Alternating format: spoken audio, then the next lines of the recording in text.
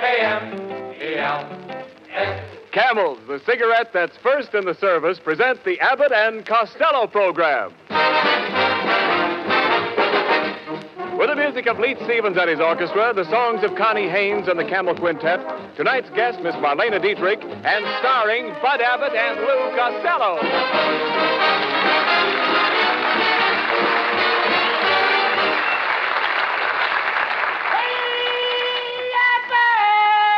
Oh, Costello. Oh, Abbott. Will you stop that noise? What are you doing here in the studio dressed in your bathing suit? Well, I spent all day trying to get my car out of the swimming pool. What was it doing there? Don't you read the papers, Abbott? The government says you have to pool your car. No, you dummy. They mean share the ride. You have to pick up people. Oh, I did that yesterday. I picked up Helen, Mary, Rosie, and Josie. But your car holds more than that. Yeah, but now they only allow you 4 gallons a week. They only allow you now because you can't get it. Well, never mind that, Costello. Where have you been all week? What have you been doing? Oh, boy, have I been having fun with Connie Haynes. No kidding. Last Saturday, I took her to a football game. What a game! What excitement! Any passes? No, her mother was with us. And another thing, Abbott, there was a man sitting next to us with a 6-month-old baby. All afternoon, the kid was crying. He was so hungry. Well, didn't the father bring a bottle? Yeah, but the kid wanted milk. Finally, to shut the kid up, I give him a penny. Well, did that keep him quiet? Yeah, but he kept waving the penny in front of my binoculars. It ruined the game. How did it ruin the game? All afternoon, Lincoln was playing in the backfield. No. Well, forget the football game. Much better this afternoon, huh? Yes, a lot better. We've got other things to worry about. You know, our announcer, Ken Niles, is complaining because he didn't have enough to do last week. Isn't that right, Ken? Yes, it is. After all, I could give the program a lift. I'm a shot in the arm. You said it. You're a dope. Now, don't be silly, Costello. Niles is very popular. Why, sure. Right after the broadcast last week, a lot of women chased me up Hollywood Boulevard, and one of them caught me and threw her arms around my neck. I saw that. You did? Yeah. Why did you snatch her pocketbook? Now, cut it out, Costello. Now, I talked to Ken's wife, and she says he should have more lines. She says he's got talent. She says he's terrific. She says he's colossal. She says this, she says that. I don't care what his wife says. Well, I do. My wife is a wonderful person. She's as necessary to me as an umbrella in a rainstorm. I'll take the umbrella. It's easier to shut up. No. Now, why don't you be reasonable, Costello? Mrs. Niles is a very sweet girl. Yes, she is. You know, she's a great deal like Sonia Henney. You mean you have to keep her on ice? Now, please. Are you folks hearing us? Now, wait a minute, just a minute. Now, that isn't fair, Costello. Now, let's get together here. Give Ken a chance to show what he can do. Okay. Well, yeah. Thanks, Bud. I'd like to read a little tidbit that I just happened to bring along. Oh, this is going to murder you. One night as I sat rocking on my chamber floor, came a knocking, gentle knocking on my chamber door. Quoth the raven, nevermore. Quoth the raven, nevermore. There, how'd you like that? Don't look now, but the raven just laid an egg. Hello, everybody, and hello, my fat little sugar man. Oh, this voice of this kid is temporaneous. Shh, quiet.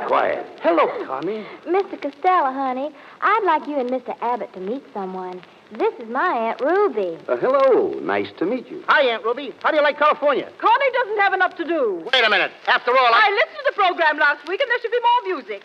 Connie ought to sing 4 or 5 songs. There's nothing but talk on the program. And who wants to hear a lot of talk? Hold your hat. Here comes another raid. After all, Mr. Costello, I taught Connie to sing. Why, even I sang in New York, Philadelphia, Cincinnati, Cleveland, Chicago. What about St. Louis? They beat the Yanks. Ha ha. I really struck you out that time. You struck me out, huh? Mm-hmm. And you're just the old bat that can do it. Now, wait a minute. Now, just a second, Costello. You can't talk like that to Connie's Aunt Ruby. Maybe she's right. Maybe this program needs more singing. Exactly. Everyone loves singing. Something like this. All through the night, there's a little brown bird singing. Oh, well, of course. You know I just had my tonsils taken out. Have them put back in. Costello, what right have you got to criticize? What do you know about singing? Now, look, Abbott, if I hadn't come from such a large family, I'd have been a great singer. What did the large family have to do with it? I could never get in the bathroom. Oh, no. Come on, Costello, make up your mind. Are you going to give Niles and Connie more to do or not? Why should I? If I give them more to do, the first thing you know, even the sound man will want more to do. And why shouldn't I? What did I have on last week's program? Nothing. Not even a door slam. I understand doors. I know doors inside and out. I talk to doors, and they talk to me. Well, what do you hear from the knob?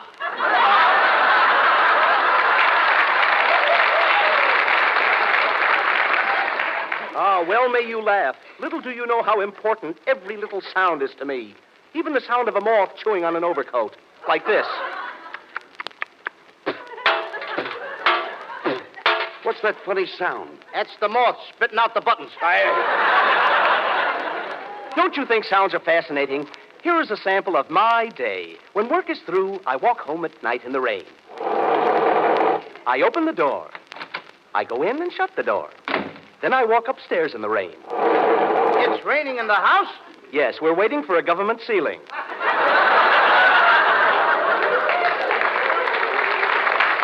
He must have a better rider than us, huh? Yeah, I imagine so. I jump into bed and sleep. It's morning. What a night! I've got to catch the train. I kiss my wife before I go to the office. My wife kisses me. I kiss her, and she kisses me. Wait a minute. What about the office? With a wife like that, why should he go to the office?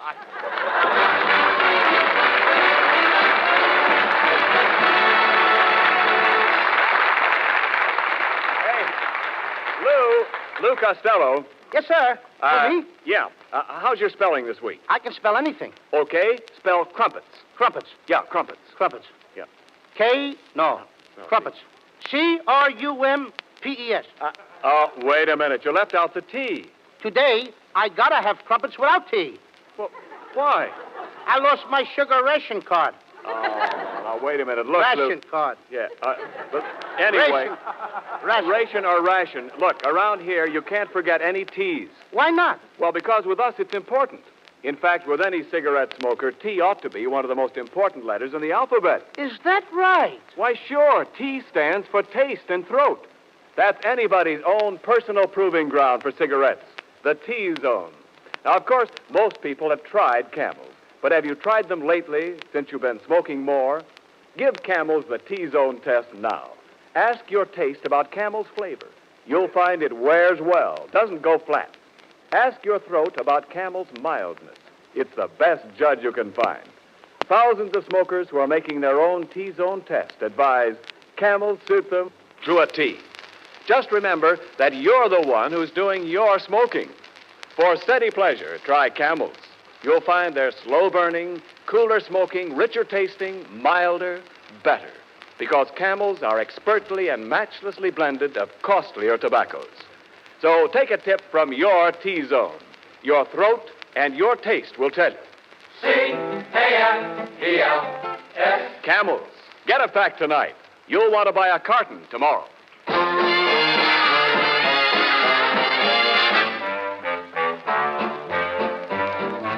On a February morn, a tiny baby boy was born. Abraham. When he grew up, this tiny babe, folks all called him Honest Abe. Abraham. In 1860, he became 16th president. Now he's in the Hall of Fame, a most respected gent. That is why we celebrate this blessed February day. Abraham.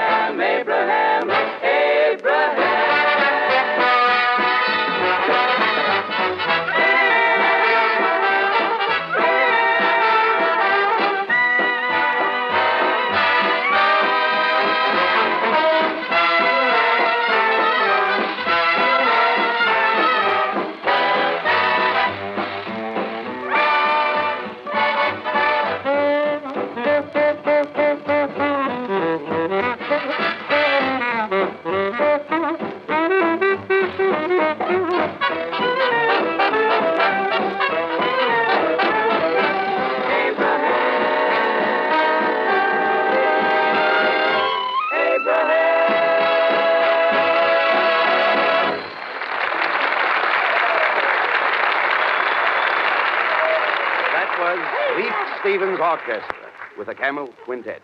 Doing Abbott. Abraham from the Holiday Inn. And now, Abbott. ladies and gentlemen, oh, quiet. Abbott. What's the matter? Hey, look. Look what I got. Look at all the money. Wait a minute, Costello. Where did you get that roll of bills? I went outside for a minute. Just when I reached the corner, a guy ran out of the bank with a bag full of money, and he gave me some. He gave it to you? Mm-hmm. What did he look like? I couldn't tell. He had such a bad cold, he had a handkerchief tied across his nose. Well, you dumb cluck, that was a mask.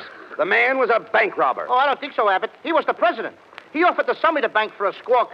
Sell you the bank for a squawk? Yeah, he said, one squawk out of you and I'll give you the business. Of all the dumbbells, why didn't you go into the bank and investigate? I did go in. And what a way to run a business. I walked in and a couple of clerks were playing hide and seek. That's ridiculous. Honest. One guy was hiding in the closet. The other guy was under the counter. There was nobody around to play with him. Then there was another guy. What other guy? He was trying to do tricks. Trying to do tricks? Yeah, he was laying on the floor trying to escape from a lot of ropes. And you thought he was playing a game? Fine time to play games. Huh? Yeah. Especially when he had a toothache. He didn't have a toothache. No, then why did he have a plaster across his mouth? The man had a gag in his mouth. If he did, he never got a chance to tell it. Listen, you should have taken the plaster off his mouth. I did. And right away, the guy started worrying about his rationing card. Worrying about his rationing card. Yeah, he started yelling, they took the sugar. They took the sugar. Oh, no, Costello. The man was yelling because he was stuck up. Stuck up? Sure. A fine time to get a swelled head. No. Somebody might have robbed the place. He did rob the place. Look, was there anybody with him? Just a woman. A woman. Why didn't you mention her before? She didn't appeal to me. Oh. Did you pinch her? No. Then you should have held her. If I'd have held her, I'd have pinched her. You idiot. A little bit. Do you realize that by keeping the money and letting the crooks get away, you've made yourself an accomplice? Ken Niles, turn on the radio. Maybe we'll get a police report. Hurry up. Okay, Bud. Okay. Hey, you hear that, Abbott? What's that? There's a message. Well, what does it say? Attention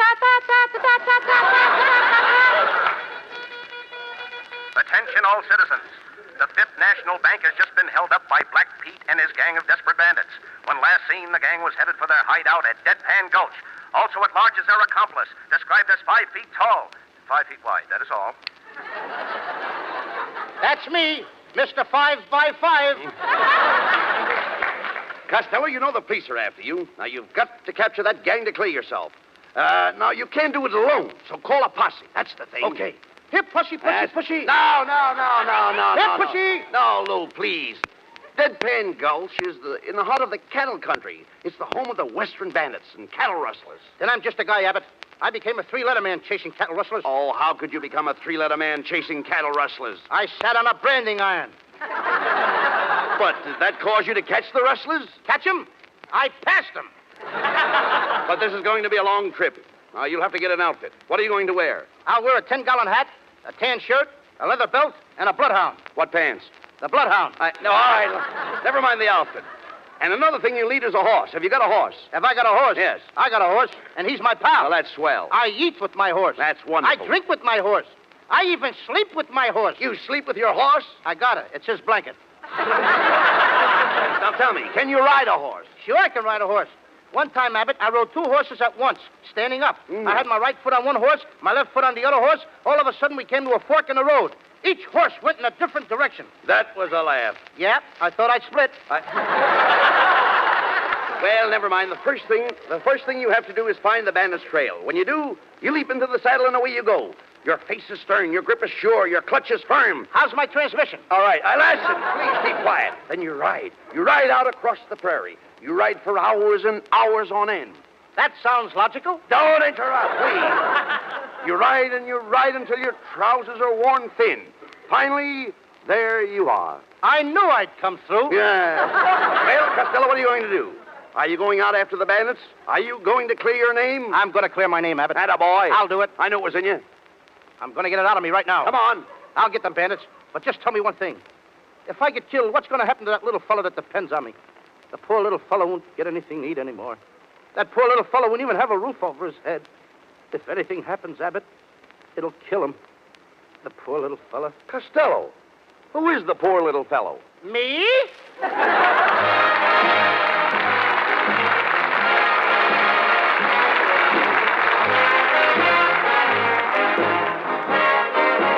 And here's Connie Hayes Plains with the Camel Quintet to sing a new tune of the Old West, Cow Cow Boogie. Out on the plains down near Santa Fe, I met a cowboy riding the range one day, and as he jogged along, I heard him singing a most peculiar cowboy song. It was a ditty he learned in the city. Come-a-ta-ya-ya-ay, come-a-ta-yip-tilly-ay, get along. Get hip, little doggies, get along. Better be on your way, get along. Get hip, little doggies, and he trucked them on down the old fairway, singing his cow-cow boogie in the strangest way. Come-a-ta-ya-ya-ay, come-a-ta-yip-tilly-ay, singing his cowboy song. He's just too much. He's got a knocked-up western accent with a Harlem touch. He was raised on local weed. He's what you call a swing half-breed, singing his cow-cow boogie in the strangest way. Come-a-ta-ya-ya-ay, come-a-ta-yip-tilly-ay, Singing his cowboy song. He's just too much. He's got a knocked-up western accent. with a Harlem touch. He was raised on local weed. He's what you call swing half-breed, singing his cow-cow boogie in the strangest way. Come-a-ta-yi-yi-yi. Come-a-ta-yi-yi-yi. Come-a-ta-yip-yi-yi. Come-a-ta-yip-yi-yi. It's the cow-cow boogie, the cowboy's boogie song.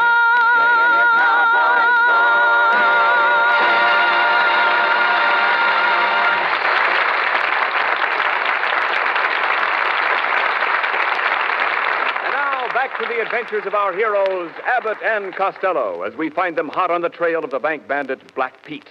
Leading a posse of men, they track the villain to the lawless town of Deadpan Gulch. Here they are, riding up the main street of the town. Like a spurs that jingle, jangle, jingle, jingle, jingle, jingle, jingle. What's wrong? What's wrong? One of my spurs got stuck. Well, Costello, what do you think you're doing? Why are you riding underneath your horse? Well, my horse isn't feeling well, Abbott, and the doctor told me to watch his stomach. Well, here we are, men. We'll probably find Black Pete in the Red Dog Cafe across the street. Stop your horses. Okay. Whoa! Whoa, Nellie! Whoa, whoa, boy. Whoa. Atta boy. Take it easy, Nellie. Sit down now. Whoa, Nellie. All right, men. Everybody into the bar for a drink. Now. Just a man. You horses stay outside. All right, let's go in. And listen, Costello. When we go through this door, have your gun ready. If anybody moves, shoot. If anybody shoots, I'll move. All right. Go see the preacher. Oh, speaking of my glory and my fame. Hey, Abbott, listen to that. What a pair of pipes. Wish I was a plumber. And tell them my son. Costello, don't you recognize her? Tell them my choir. She's the toast of Deadpan Gulch. Really? Of the same. Oh, Marlena Dietrich.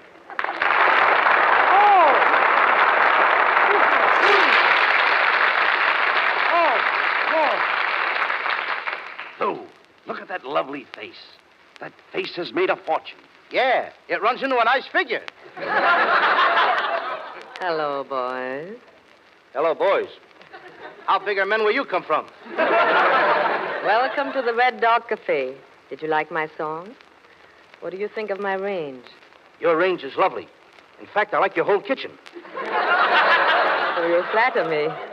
You're probably tired after your long trip. How about a drink? Okay, I'll have a Crosby cocktail. What's that?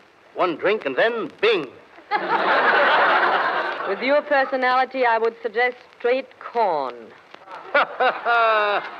What a fresh kid. Just a minute, Marlena. You see, neither one of us is a drinking man. Do you have anything a little milder? try a drink of this very mild wine. Now, that sounds better. I'll try it. Costello, just a minute. What's the matter? I don't understand. That wine is made here by the Hopi Indians. Hopi Indians? One of the Indians is still hopping in it. Costello, that's silly. Come on. Let's go over and watch the boys play roulette. Yes. Or perhaps you both would rather play a game with me. Poker, faro, blackjack. I'd rather play post office. But that's a kid's game. Not the way I play it.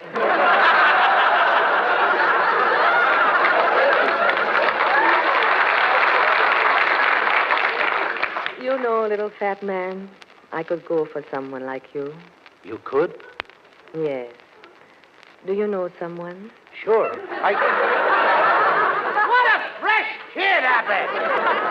Now, look. Keep quiet, Costello. Don't talk like that to Marlena.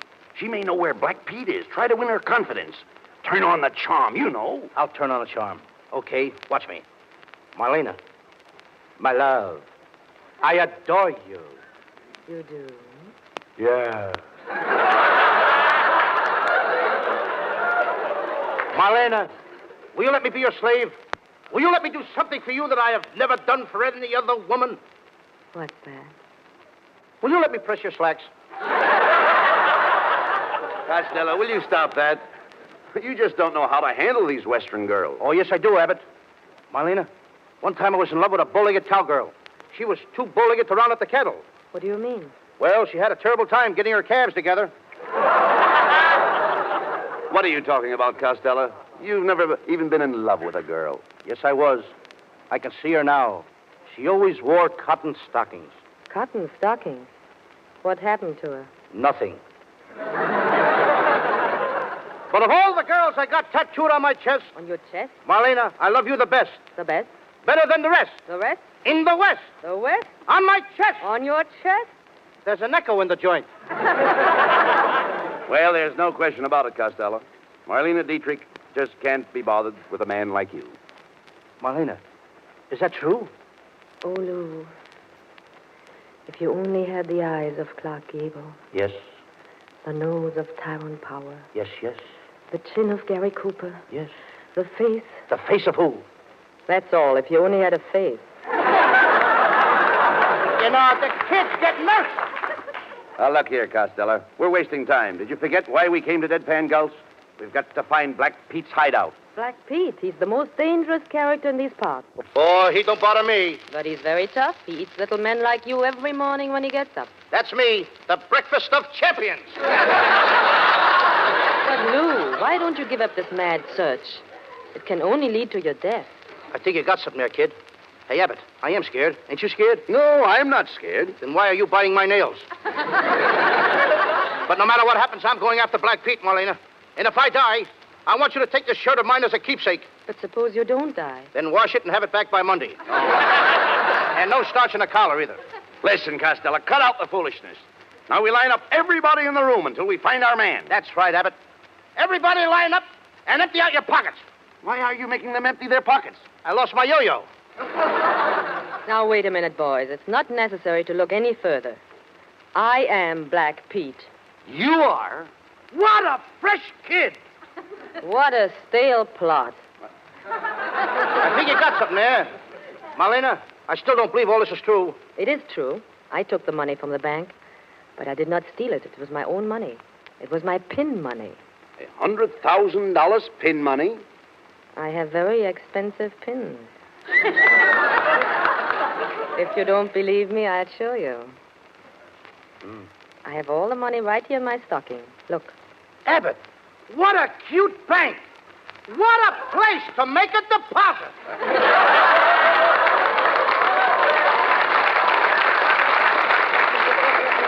Oh, Marlena, if I give you all my money from the bank, will you put it in your other stocking? Certainly. Costello, don't be an idiot. Your money is safer in the bank. Why do you want to put it in her stocking? Because that's where it's going to draw the most interest.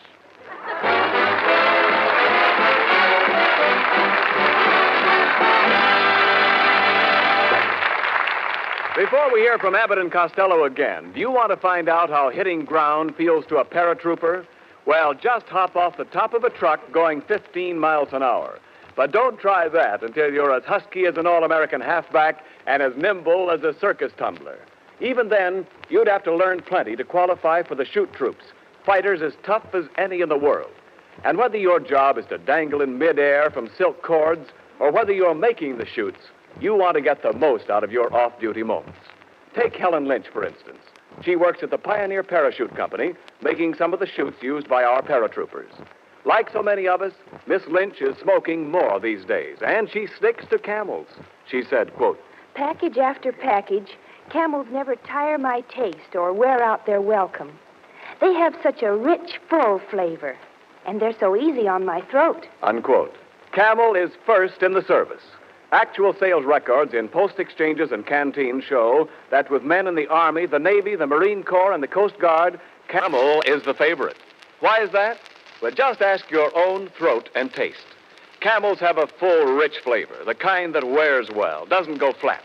Camels are milder, too, and cooler smoking because they're slow burning.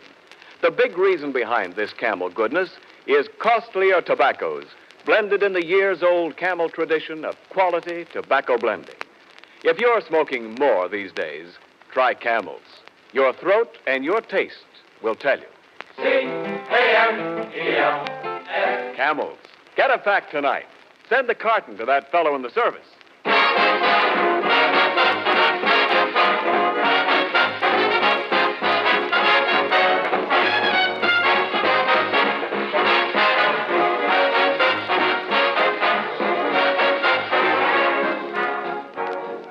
And now a word about next week's program. You'll hear more music from Leith Stevens and the orchestra, more songs by Connie Haynes and the Camel Quintet, and a gripping, dramatic story of life in the squared circle with our guest star, John Garfield. Now, here is a short preview of next week's program. Thousands of people are assembled in Madison Square Garden. All eyes are focused on the two fighters in the center of the ring, Killer Garfield and Cupid Costello. There is a terrific exchange of blows. The crowd is on its feet. Costello is on his face. Costello, get up. Get up. Get up off your knees and quit playing with those marbles. What marbles? I'm picking up my teeth.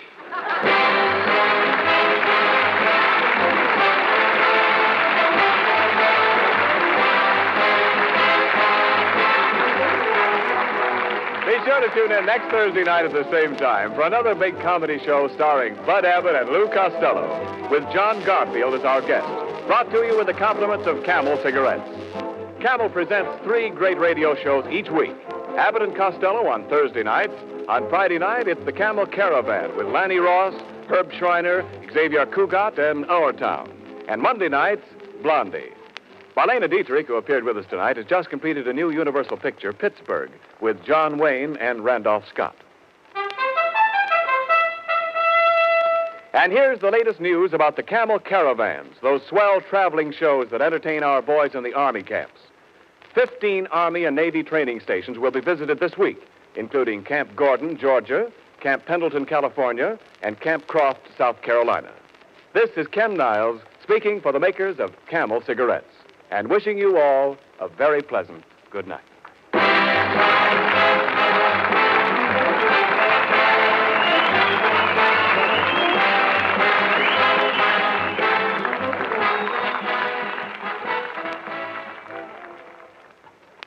Ever see a pipe wearing a muzzle?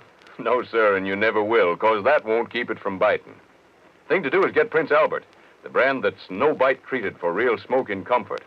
Another thing, PA's crimp cut, and that means it packs firm and easy and gives you cool, one-match burning. You'll find around 50 mild, rich-tasting pipefuls in every handy pocket package of Prince Albert. Try PA for Pipe Appeal. You'll agree it's the national joy smoke. This program has come to you from Hollywood. This is the National Broadcasting Company.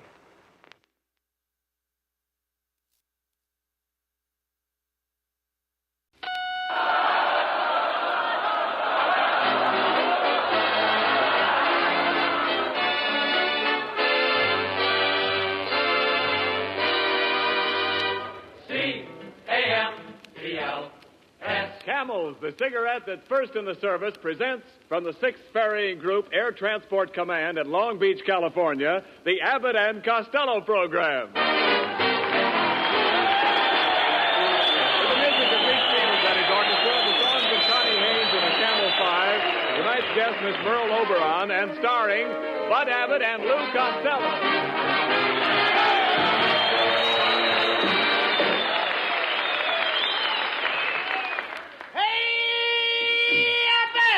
Oh, come on. What's the matter with you, Costello? Hey, Abbott, What? I want to ask you a very personal question. What is it? Do you think I'm fat? Well, I'd say you were on the plump side. Why do you ask? Well, I was over by one of those big hangars. I was standing next to a blimp. All of a sudden, an officer points to me and says, "Look, they're making them with faces now." Oh, he was just kidding. You know, there's nobody that has a better sense of humor than a flying man. I know that too, Abbott, because I'm a flying man myself. What do you mean? I started flying when I was a 6-month-old baby. You flew when you were a baby? Yep. I flew out of my nurse's arms and made a perfect 1-point landing. No. You mean 3-point. No, 1 point. My safety pin was open. Costello, I don't believe you've ever been up in the air. Oh, yes, I have. I used to be a hostess. Well, you walked into that one, my friend. For your information, plane hostesses are always female. This was a male plane. Tell me, Costello, when was the last time you were up in the plane? Do you want the truth or my version? Oh, no. I want the truth. I think we'd get more laughs the other way. No. Tell the truth. Okay, I'll tell the truth. All right. I took my first plane ride today. Captain Dick Lassiter took me up in a great big plane. Tri-motor? Try what? I said tri-motor? Certainly we tried the motor. What do you think we did? Push it? No, skip it. I'm not going to get it up in the air and then try it. All right, forget about it. Forget about the motor? No. The other thing. By the way, what kind of a pilot is he? Was he flying blind? No, he was perfectly sober. What a dope. Of course he was sober. Well, never mind that. You know, Lou, I wonder what these boys down here at Long Beach do when they go on leave. Well, I saw a bunch of the boys down at the beach with their girlfriends. Did they go down there to spoon? Well, they didn't go down there to wash their socks. Well, here's Ken Niles. I've been waiting to see you, Ken. I was wondering what your wife thought of the picture we made last week. That's right, Niles. What did she think of my acting? Well, I don't mind telling you that she absolutely raved. She raved, eh? Yes, they took her away the next morning. What's so funny about that? Did you make that up yourself? Yeah, out of my head. You certainly are. Now, I hate that guy. Well, I know you do, but quit arguing, Costello. I want to hear more about the picture. Did you read any reviews, Ken? Yeah, sure. The Druggist Weekly gave the picture 4 aspirins. See what happens, don't you? He's got the band framed up. Certainly he's got the band framed. That wasn't a funny line. There was nothing funny about that, brother. Oh, can you imagine that? Listen, Ken, I read all the reviews. And even Mrs. Roosevelt mentioned our picture in her column. What did she say? She said, "My day was ruined." That's the one line I don't know why they got it in there. Wait a minute, look. Lou, didn't we get any compliments at all? Oh, sure. We got one cheer that I remember. Where from? The Bronx. The Bronx? You know, in Hitler's face without music. Oh, yeah. Well, maybe we should give up the idea of producing our own pictures, Don't you be silly. No. Perfume Pictures Incorporated is here to stay. And I'm ready to start another picture right now. Push the button for my secretary. Okay. Hey. What's the idea of a horn for a buzzer? She used to be a waitress in a drive-in. Oh. Oh, boss, I'm sorry I was late this morning. Are you doing anything tonight? Why, no, not a thing. Then try and get here on time tomorrow morning. The fine secretary. How did you get a job here? I used to be in pictures. I played in The Way of All Flesh. What part did you play? One of the meatballs. Everybody gets laughs but me. All right. Have patience. By the way, do I have any appointments today? Yes, sir. At 12 o'clock you have an appointment with Hetty Lamar. What am I doing after that? Me, he asked. Mr. Costello, could I speak to you for a moment? Why, it's Botsford Twink, our soundman. What's on your mind, Bots? Well, I want you to know that I was terribly hurt because I wasn't in your picture last week with Carmen Miranda. After all, if you're looking for new faces, look at me. My face is new, isn't it? Oh, very new. In fact, your whole head has only been slightly used. Please give me a chance, Mr. Costello. I really do have a lot of talent. You know, I do most of the voices in all the Leon Schlesinger cartoons for Warner Brothers. You don't tell me. Yeah, for instance, here's a little Porky Pig. This is the way I talk when I play Porky. That's all, folks.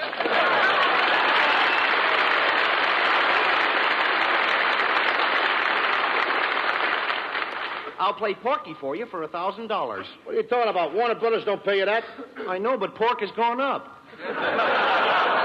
What else do you do, Botsford? Oh, did you ever hear Bugs Bunny? I have a carrot here, so I'll give you a little sample. What's up, Doc? What do you say, Tubby? What's cooking, huh? Of course, if you use Bugs Bunny, you'll have to use my wife, Mrs. Bunny. But we can't use two rabbits in our picture. Well, we couldn't separate them. That would be splitting hairs. Well, if you can't use the rabbit, maybe I could furnish some of the musical background. I can imitate an electric organ. Listen. It's clever, ain't he? Do you call it an organ? Now listen, Botsford. I can't use any of that stuff in my picture. Now, will you get out of here? Now look what you did. No. Now look what you did. Now look what you did. Every time you yell at me, I get the hiccups. Well, when you yell at me, he gets that. Why do you yell? How did I know? Did I know that when I talk loud, he gets the hiccups? Costello. Did I know that? Well, don't yell at him. Do All right. something for the poor fellow. Please, Botsford. I said, talk nice to him. Botsford, I'm talking low and easy. Now, take it easy. No more hiccups. That brings him out of it. Does it? I didn't know that. All right, take it easy. How do you feel? Better now. Oh, you do? I feel fine. Oh, am I glad of that, Abbott. Now, let's get back to this picture. But, Mr. Costello, are you sure you can't use the organ? Botsford, how many times do I have to tell you that I don't... Please. I started him again, didn't I? You see what I told you? I know what I'm doing. Get him out of here!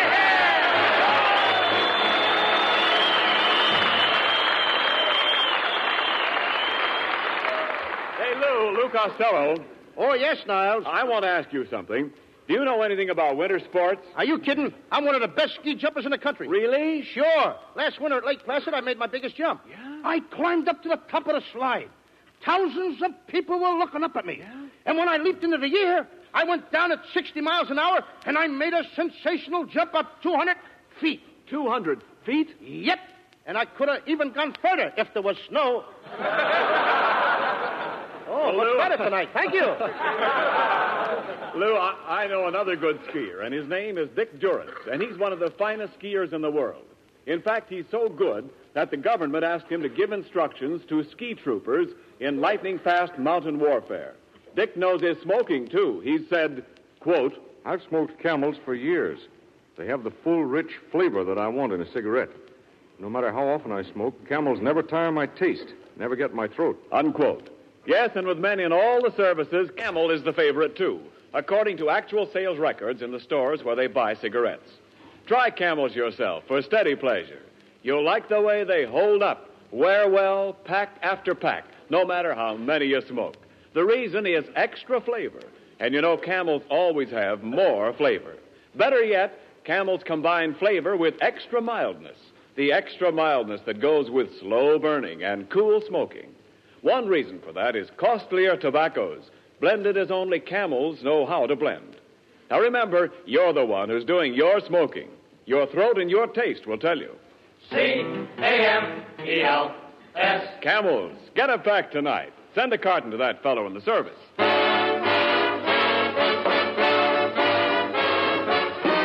Meet Stevens, the orchestra, and the Camel 5 with a new treatment for an old tune by the light of the silvery moon.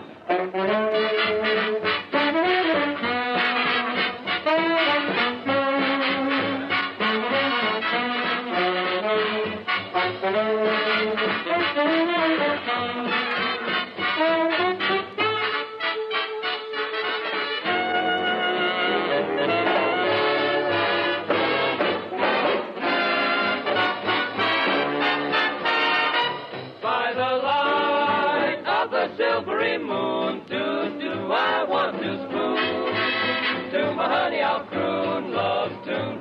Honeymoon, keep a shining in June. Your silvery beams will bring love's dreams. We'll be cuddling soon by the silvery moon.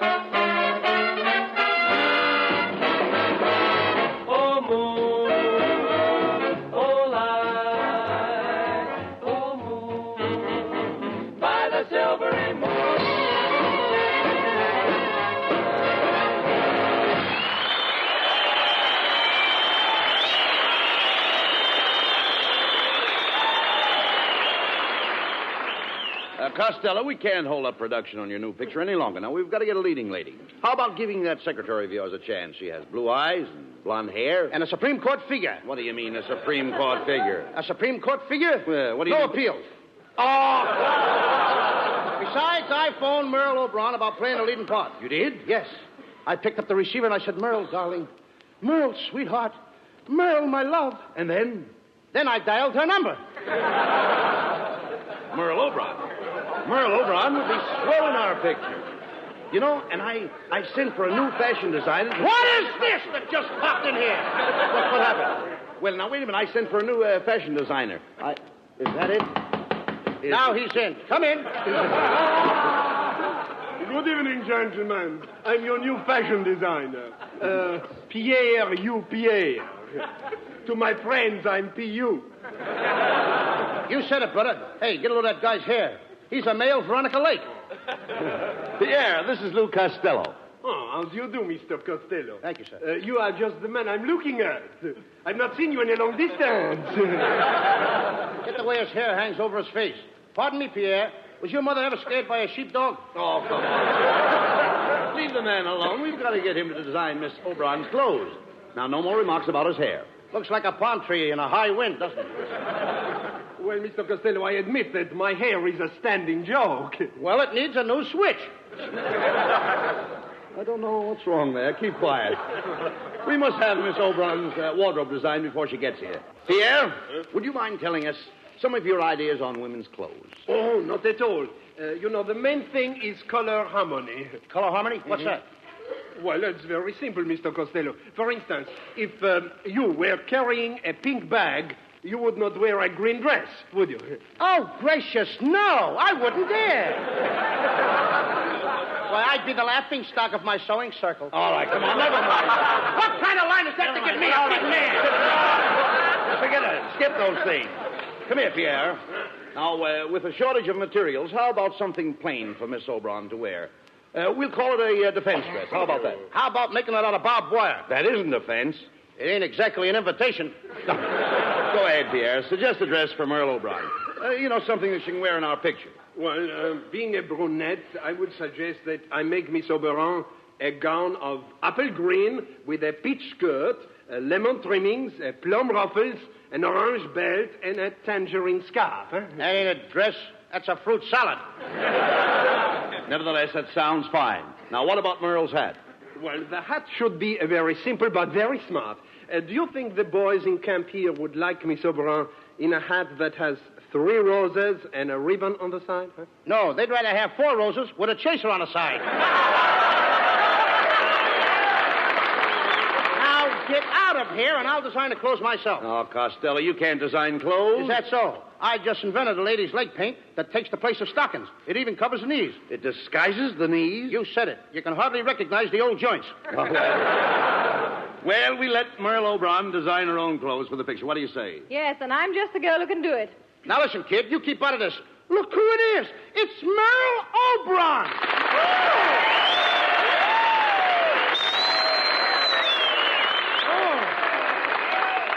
Merle, I'm overjoyed. I'm overcome. I'm overwhelmed. I'm over here. Merle, I've always been in love with you. You're so beautiful. Can I give you a kiss? Well, all right, but just one.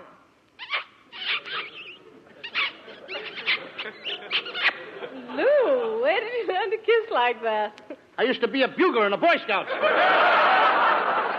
Now, look, if you folks don't mind, we'll go over the script of the picture that you are going to play tonight. It's a story of the knights of old. Merle, you play a beautiful princess. And you wear a hoop skirt. A hoop skirt? Yeah, a hoop skirt. That's a parachute with legs. Costello plays the part of a knight. He's in love with you. I thought nights were tall. Well, kid, on account of daylight saving time, the nights are getting shorter. As the first scene opens, Merle, you're in the palace, awaiting the arrival of your lover. You are playing the organ. Organ like this? Botsford, didn't I tell you that you couldn't be in this picture? Don't do that. I started it again. Don't shout at him. Oh, I'm sorry. I'm sorry. I'm sorry. All right, I'm sorry. I'm talking nice and easy. Relax. Take it easy. All right, Botsford. Shout at him in a moment. I'm talking nice and easy. Can I talk? I'm okay. I'm sorry, Botsford. I'm very sorry. I'm okay now, Mr. Costello. Oh, I'm glad you are. Now keep out of the picture. You did it again. Don't yell at Sorry, me. Botsford. Botsford, I'm sorry. Will you please put a gag in his mouth? Put a gag in his mouth. If I had a gag, I'd tell it myself. Come on, let's get back to this story. Costello, as a knight, your costume is a suit of armor. That's right, Lou. You wear an iron coat, an iron vest, and iron trousers. In fact, you wear a whole iron suit. Where do I get it pressed? At Lockheed? Now, your suit may become rusty, so you better keep yourself well oiled. I'd have to be oiled to make love to you in an iron suit. Merle, you walk out on the balcony. Yes, and I sneak right up to it. But how'd you get across the moat? I caught the guard with his bridges down. Then we have the big scene where Costello serenades you with a song of love. And, Lou, I will drop a flower on you. In a mad moment of love? No, in a pot. Now, Merle, you signal that the coast is clear. And, Costello, you climb the balcony. You reach Merle's side. You're panting from the long climb in that suit of armor. Yes, that's it. You gaze into her eyes. Remember, this is your big chance. Never mind, no more pants. Never mind that. There's emotion in your voice. As you stand there in your iron suit, what do you say to her? Hey, kid, have you got a can opener?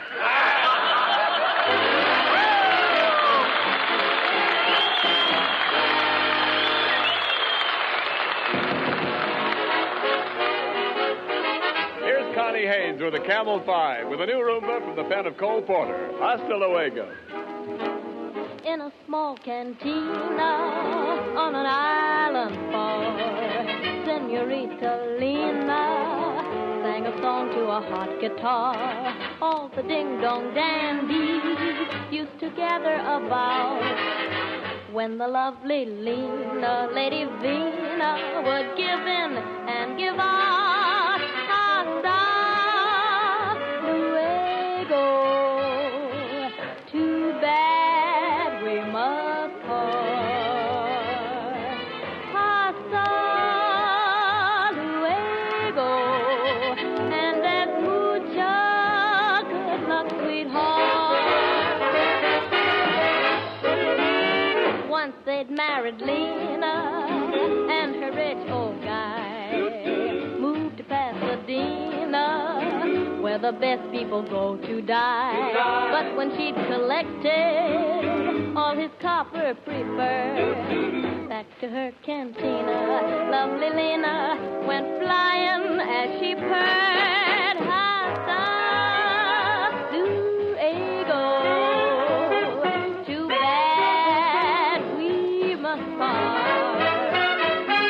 Hasta luego.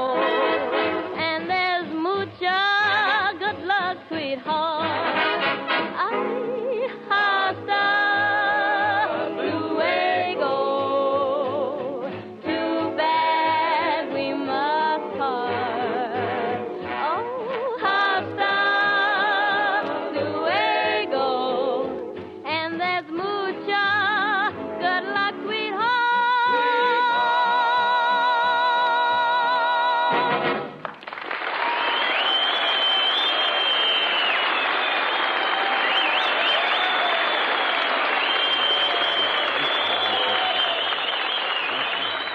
And now, ladies and gentlemen, Perfume Pictures Incorporated presents the great costume drama entitled The Brave Knight Cut Off the Dragon's Tail, or The Dragon Isn't Waggin' Anymore.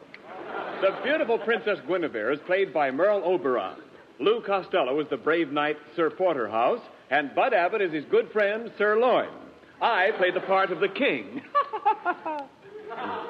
As the scene opens, the princess and I await the arrival of two brave knights in our kingdom. Curtain. Greetings, brave knights. Kindly approach the throne. Greetings, Your Majesty. I am Sir Loin, Knight of the Bath from Saxony. And I am Sir Porterhouse, Knight of the Bath, from Constantinople. What kind of words did I give you? Constantinople? Yeah, Turkish bath. Greetings, brave knights. I'm the Princess Guinevere. And who are those beautiful dames with you? They are my ladies in waiting. Well, what are we waiting for? Quiet, Costello. Oh, Sir Porterhouse, you must save our kingdom. The people are angry. They're clamoring outside the gates of the palace. Just listen to them clamor. Clamor, clamor, clamor. Clamor. Did you hear that? The people are revolting. They certainly are. No, the people are starving. They have not eaten in 5 days. Oh, they should try and force themselves. They gotta eat.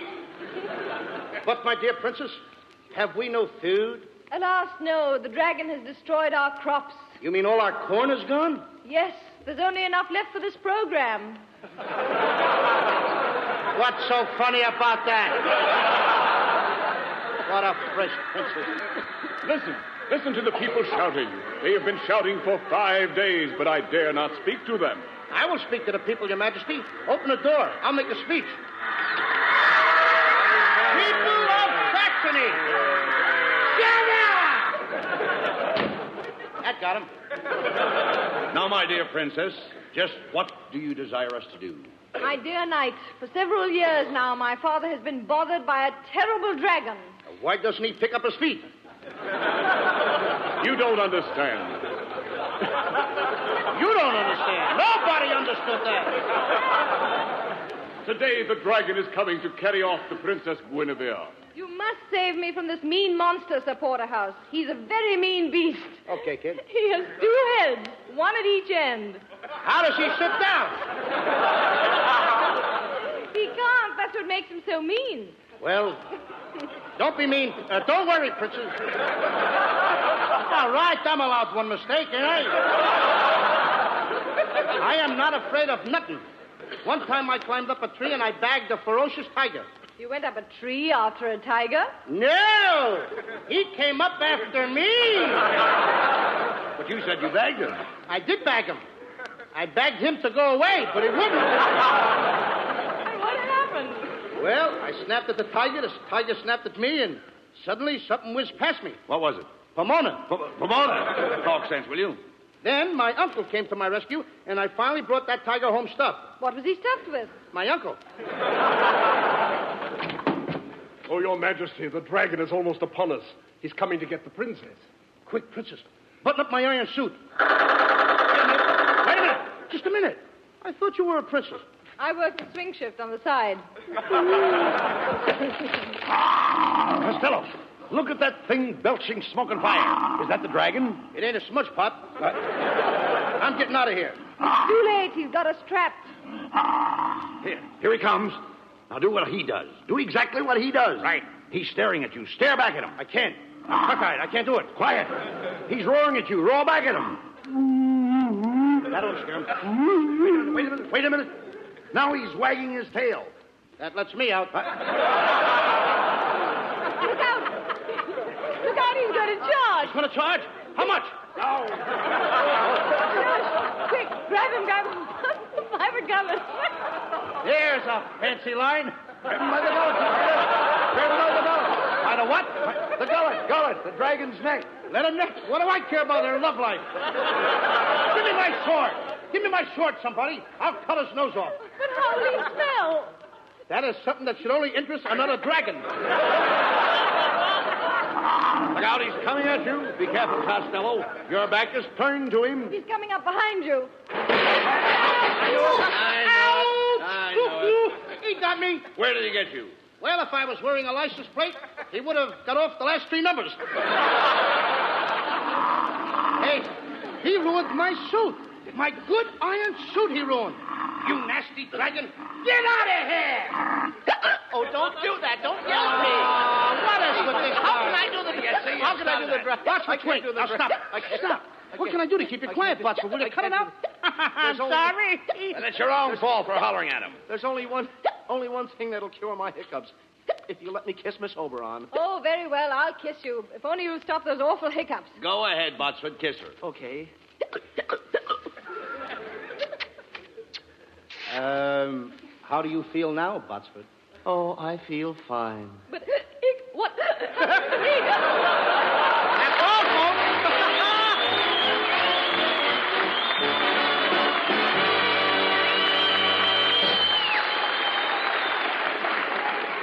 Some tunes you whistle for a while and then forget, and others stay with you for years. I think the ones you remember are the ones that have character. I believe that goes for cigarettes, too. We say that Camels have character, and we back that up with the thousands of smokers who have stood by Camels for 20 years and more. We think it's true that more people have smoked Camels longer than any other cigarette. Try Camels and see for yourself. Try them in your T-zone. That's T for taste and T for throat, your own proving ground for cigarettes. Your taste will tell you that Camels have more flavor, and it's extra flavor that helps make Camels hold up day in and day out. Makes the second pack better than the first, and the third better than the second. Your throat will tell you about mildness, too. It's the best judge you'll find. Yes, Camels are mild, cool smoking, slow burning, because they're expertly blended of costlier tobaccos. Your throat and your taste will tell you. C-A-M-E-L-S. Camels, get a pack tonight. You'll want to buy a carton tomorrow. Here's more news about the Camel Caravans, those traveling shows which entertain the men in the Army camps. 32 performances of the Camel Caravan units will be given to men in the training stations throughout the coming week.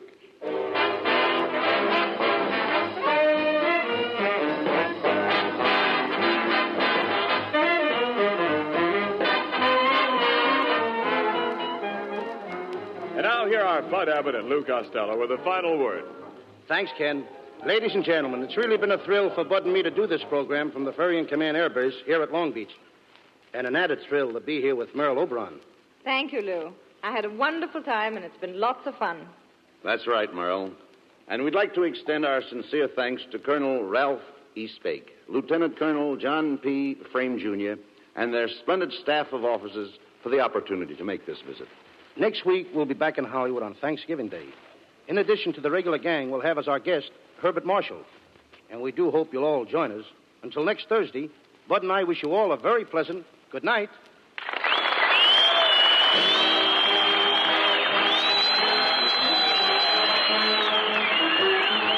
Remember, Camels present 4 great shows each week. Tomorrow night, the Camel Caravan with Lanny Ross, Xavier Cugat, Herb Schreiner, Lou Lair, and their guest star, Bob Hope. Saturday night, Thanks to the Yanks with Bob Hawke.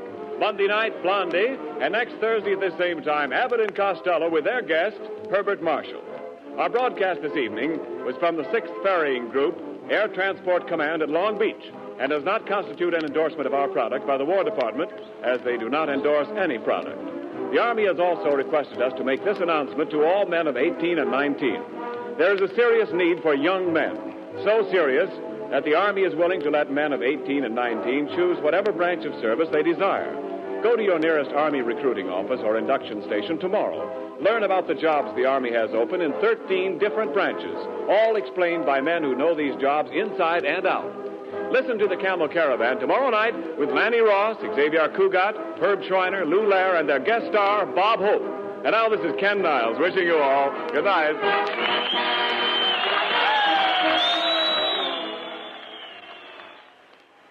Mister, if you've got a pipe that's biting you, why, it just means one thing. Your pipe's hungry. Yes, sir, hungry for Prince Albert, the mild, rich, tasty tobacco that won't bite your tongue because it's no-bite treated. PA's crimp cut, too, for easy packing and stay-lit burning. Around 50 pipefuls in every handy pocket package. Get Prince Albert tonight. You'll see why men call it the National Joy Smoke. This is the National Broadcasting Company.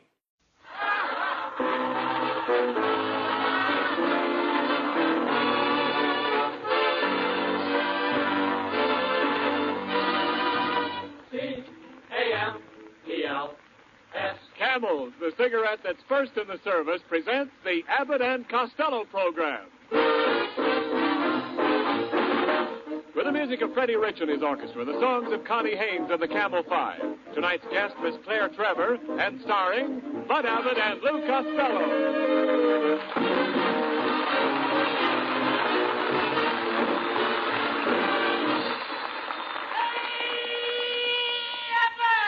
Oh, Costello, you're late again as usual. What kept you this time? Well, I got a phone call from my bank, and I had to run down there right away. What was the matter? The butter in my vault was melting, Oh, Costello! What do you want the vault for? Oh, in case I get some meat. Haven't you had any? Huh? Haven't you had any meat? No. The only way I can get meat is to stand over a gopher hole with a baseball bat. Oh, stop complaining. Things could be a lot worse. Nobody's worrying about getting meat. Oh, no? No. Yesterday I went to the market. The butcher put his arm on the counter, and before he knew it, 3 women bought it.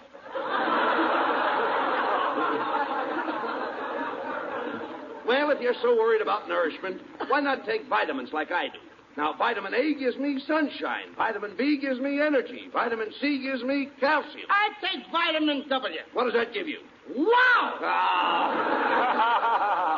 Good evening, fellows. What's the discussion all about here, Bud? Oh, hello, Ken. Hello, Kenneth. Costello's Kenneth. worrying about the meat shortage. Yeah. You know how he is. His eyes are bigger than his stomach. They are. Hello, fat eyes. Of course, I'm not worried about the meat shortage. Why should you, with that mutton head? You should talk, fat boy. Who's fat? I got a military figure. That's right. When you wear a belt, your stomach goes over the top. Now, quiet, Skinny. Why don't you get a pair of snowshoes? What does he need snowshoes for? When he takes a bath, he won't slide down the drain. That's no way to talk. Oh, no? When he gets undressed, it's like unveiling a golf stick. Now. He's so skinny, he has to put a bell on his tonsils to prove he's breathing. Just a minute, Costello. You're always making fun of my physique. You should see my chest expansion. Yeah, go on, Ken. Show him. Take a deep breath. All right. And a boy. No more, Ken. Deeper. That's it. Deeper. More air.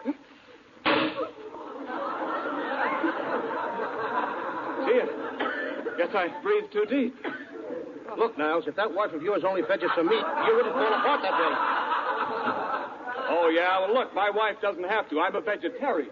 I'm crazy about vegetables. You must be to be married to that old tomato. I heard that remark, Costello. Now, don't fret, darling. I'll tell him. Costello, I'll have you know my wife is a striking woman. And you got the black and blue marks to prove it. Now, Costello, you'll have to admit that Mrs. Niles has a winning smile. Yeah, and a losing face. Oh, is that so? How have you know my picture has been on many a cover? Magazine or manhole? Now, you behave yourself. I ain't doing nothing. Well, now, be nice. How dare you talk that way? Why, men throw their hearts at my feet, flowers at my feet, gifts at my feet. What have your feet got that you haven't got? Now, wait a minute. This isn't getting the meat problem solved. You see, Mrs. Niles, before you came in, we were discussing the meat shortage. Oh, that doesn't affect me. I get my meat by the pound. Next time you pass the pound, get me some. I do not eat dog meat. You don't, huh? Here, Queenie. Come on, Queenie. Please, now stop that. Here, Queenie, come here. You stop that right away, or Oh, Costello, please.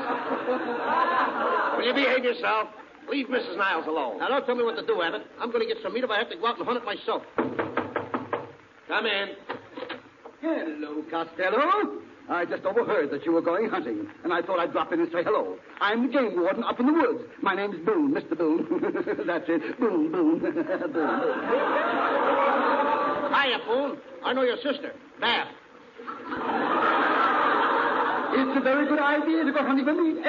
Everybody's there to meet, even old Mother Hubbard. Old Mother Hubbard went to the cupboard to get a dog a bone, and when she got there, the bone was there. So she ate it. My name's Boone, Boone. Boone, Boone. Was your mother ever frightened by a broken record? I know a poem, too, Boone. This little piggy went to the market. This little piggy stayed home. This little piggy got roast beef. She knew the butcher. Tell us, Mr. Boone, are there any restrictions on hunting up in your woods? Well, you can't go shooting all the animals. You see, they have just as much right to live as I. Even more. And now to the rules. Are you, Luke Costello, going hunting with Bud Abbott? Yes. Then kindly step forward. Do you both promise to honor and obey the hunting laws of the state? I do. I do. And do you both further promise to love and cherish the grandeur of nature? I do. And in the event of danger, do you solemnly promise to protect each other until death do you part? I do. Very well, then. I now pronounce you man and wife. The name is Boone, Boone, Boone, Boone, Boone. Man and wife? Well, Abbott, Ain't you going to kiss me? Get out of here.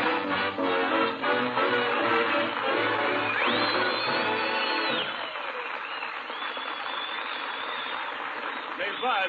Hey, Bud Abbott. Whoa, don't go away. Yes, Dad. Bud, look, do you know anything about flying?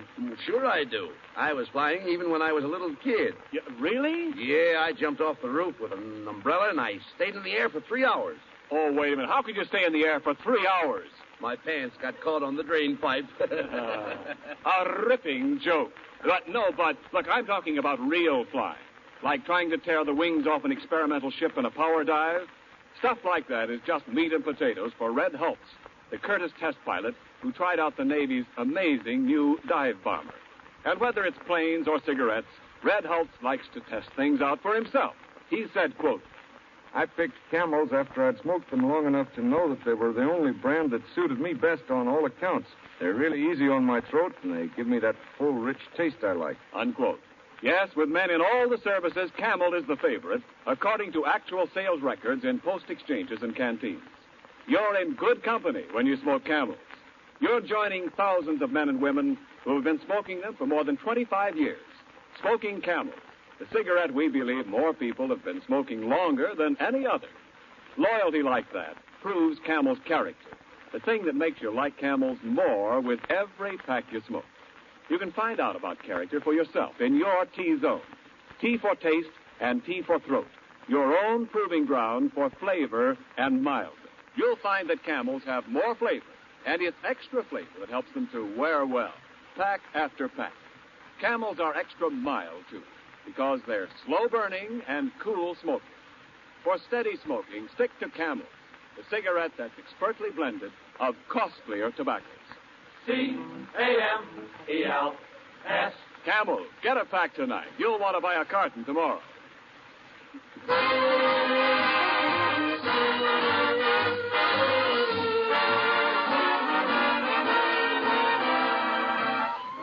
Freddie Richards Orchestra and the Camel Five introduce the title song from Dick Powell's new picture, Happy Go Lucky.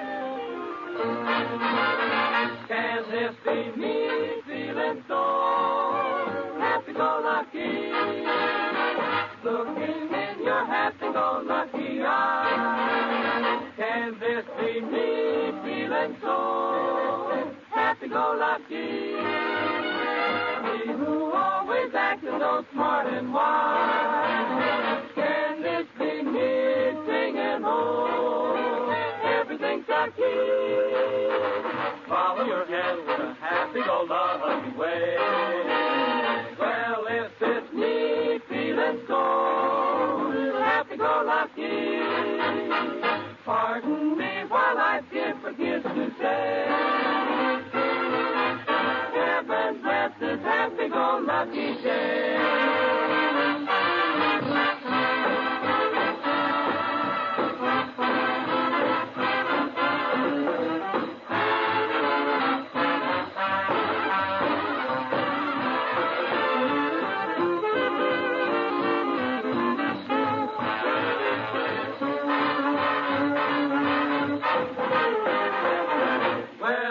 It's me feeling so happy-go-lucky. Pardon me while I give a gift to say, heaven will bless this happy-go-lucky day.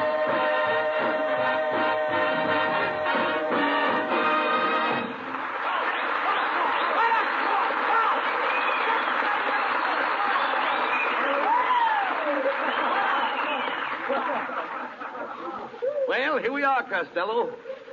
The Pine Tree Hunting Lodge in the heart of the North Woods. How you ought to be able to shoot plenty of meat up here. I don't know, Abbott. It's too cold up here. Let's get back to town. I want to get my spine defrosted. Oh, don't be silly. This is invigorating. It isn't cold. It isn't cold? Certainly not. I just saw a squirrel going down the road wearing a silver fox. Oh, come on. What's the matter with your eyesight? That's nonsense. And right behind him was a rabbit wearing earmuffs. Oh, now, Lou, come was on. it Abbott? Come on, Costello. Rabbit, Abbott, somebody, I don't know. Never mind that. Oh, next page, next page. Well, come on, let's get our things unpacked. Did you bring my red hunting jacket? I hope. No. You dummy, I can't go hunting without a red jacket. Now, you know that. Don't worry. You'll have a red jacket. I will. Yeah, I brought you Palm Beach fruit and 4 bottles of ketchup. Oh. Well, anyhow, I sent for a guy to take us hunting. I wish he'd get here. I'm dying for a piece of venison. Venison? Sure, that's deer meat.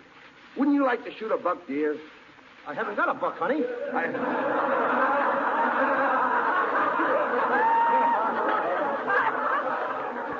Look, I'm talking about hunting.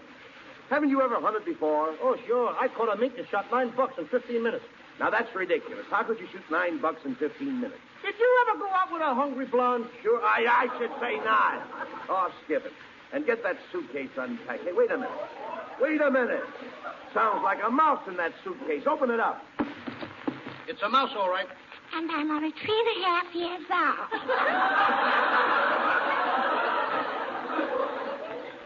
Hey, it's that kid again, ain't it? Yeah. Oh, boy. Hey, Matilda. Now, look, this is no place for a little girl. A girl, or whatever it is. Why don't they make bigger tights? All right, never mind that. Now, be nice. There's a lot of wild animals up here. I'm not afraid of animals. My daddy's an elk. Elk? Matilda, that kind of an elk isn't an animal. You never saw my daddy. Why don't you stick your head in a bear trap and don't let go? Costello, how can you be so unkind to that child? She has a good head on her. Her head in a bat would start a softball game. Uncle Louie, can I go hunting with you? I know how to handle animals. Once I grabbed a cow by the horn. Now, Matilda, behave. A cow hasn't any horns. No wonder I got milk. Matilda, how can you be so stupid? No, Costello, Matilda's just a child. Her brain is developing. Yeah, too little and too late. Uncle Louie, I want to go hunting with you. I want to pull a bear's tail. No, you don't. If you pull a bear's tail, it will bite you. No, it won't. And why not? Bears don't bite with that end. Look, Matilda, will you do us a favor, please? Just run along and don't bother us now. The guy that's going to be here soon to take us hunting. And Uncle Louie and I have to unpack. Well, before I go, Uncle Louie, can I do my animal impersonation? Okay, anything at all. What is it? It goes like this. Kiss, ouch. Kiss, ouch. Kiss, ouch. Wait a minute. What's that kiss? Ouch. That's 2 porcupines necking. Will you get out of here?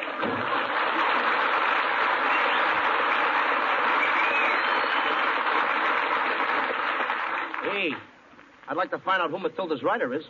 Not bad. What's the matter now? For a minute, that kid, I thought I was 103.5 years old. 103.5. Hey, wait a minute. That must be the guide now. Come in. Howdy, fellows. I'm your hunting guide. Hey, Abbott, it's a dame. Shh, quiet, certainly. Don't you recognize her? It's Claire Trevor.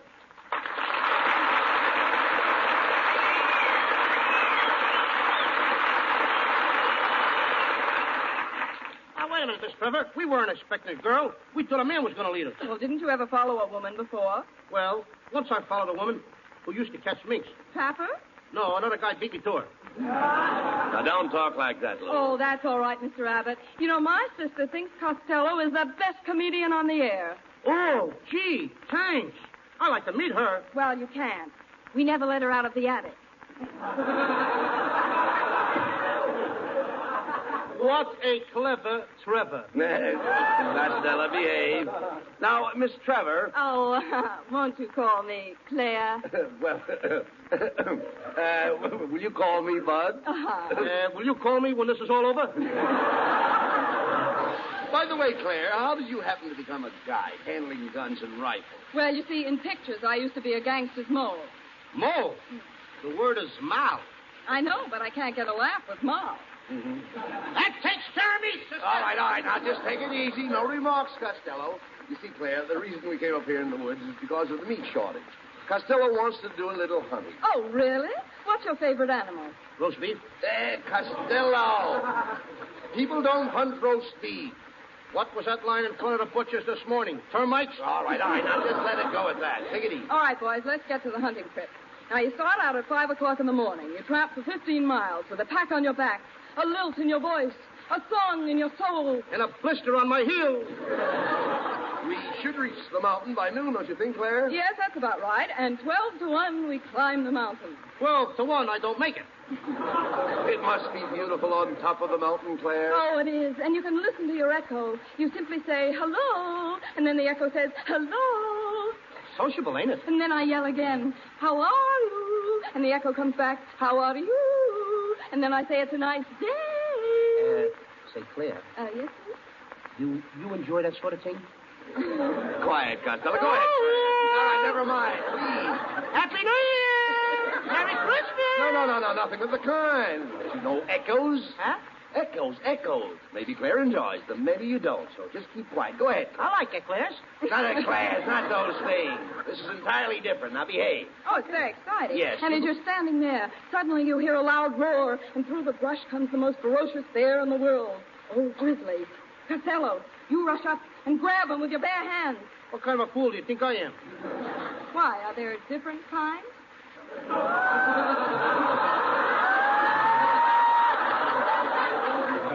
Costello, what would you do in the face of such danger? Why, I'll do what I did once before. What do you mean? A bear was coming at me. No. I picked up my gun. You did? And with one bullet, I shot him in the foot and knocked all his teeth out. Now, wait a minute. How could you knock all his teeth out if you shot him in the foot? He was biting his nails.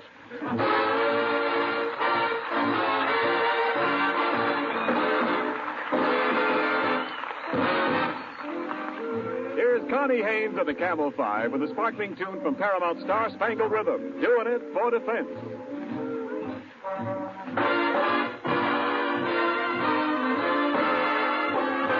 Mr. Bones, get this right. I'm your date for tonight. But when I hold you tight, I'm doing it for defense. Months and months you've been drilled. Now it's time you were thrilled. Start from here, then we build. I'm doing it for defense.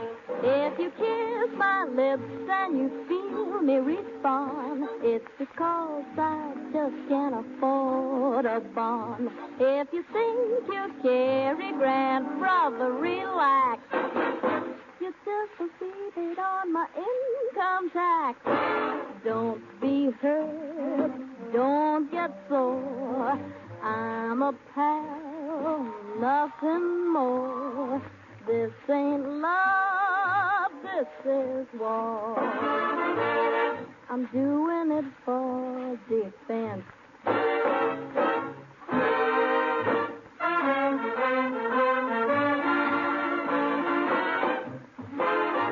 Don't be hurt, don't get sore. I'm a pal, nothing more. This ain't love, this is war. Mister, don't take offense. Doing it at my expense. For all of Uncle Sammy's strength, I'm doing it. Sister, for defense.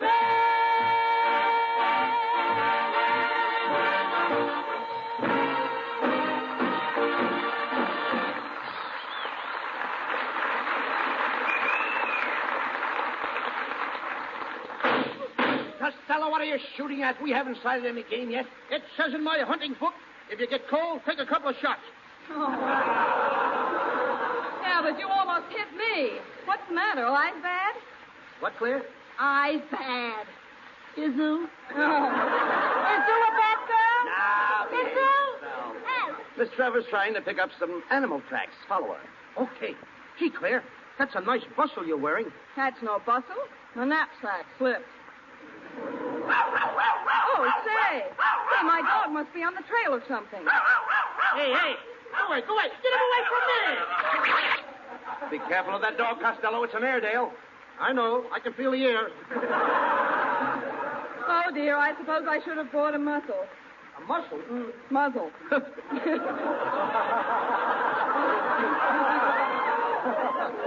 So you should have brought a muzzle. Why, do you bite too? Yeah. I'll stop these remarks, Costello. Claire's dog is very intelligent. He certainly is, and I'll prove it to you. Roger, how much is 1 and 1? Good. How much is 2 and 2? Hey, what a smart dog. Hey, Roger, what time is it? 5:30.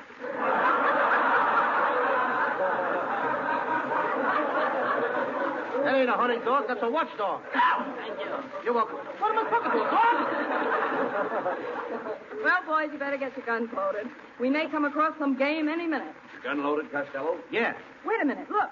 There's a wild turkey over there. Hey, Abbott, a turkey. A real turkey. Woo! All I'm finally going to get something to eat. All right, take it easy now. Sight your gun. Now, ready, aim. Mustn't shoot the bird when his back is turned. I'm the warden named Boom Boom.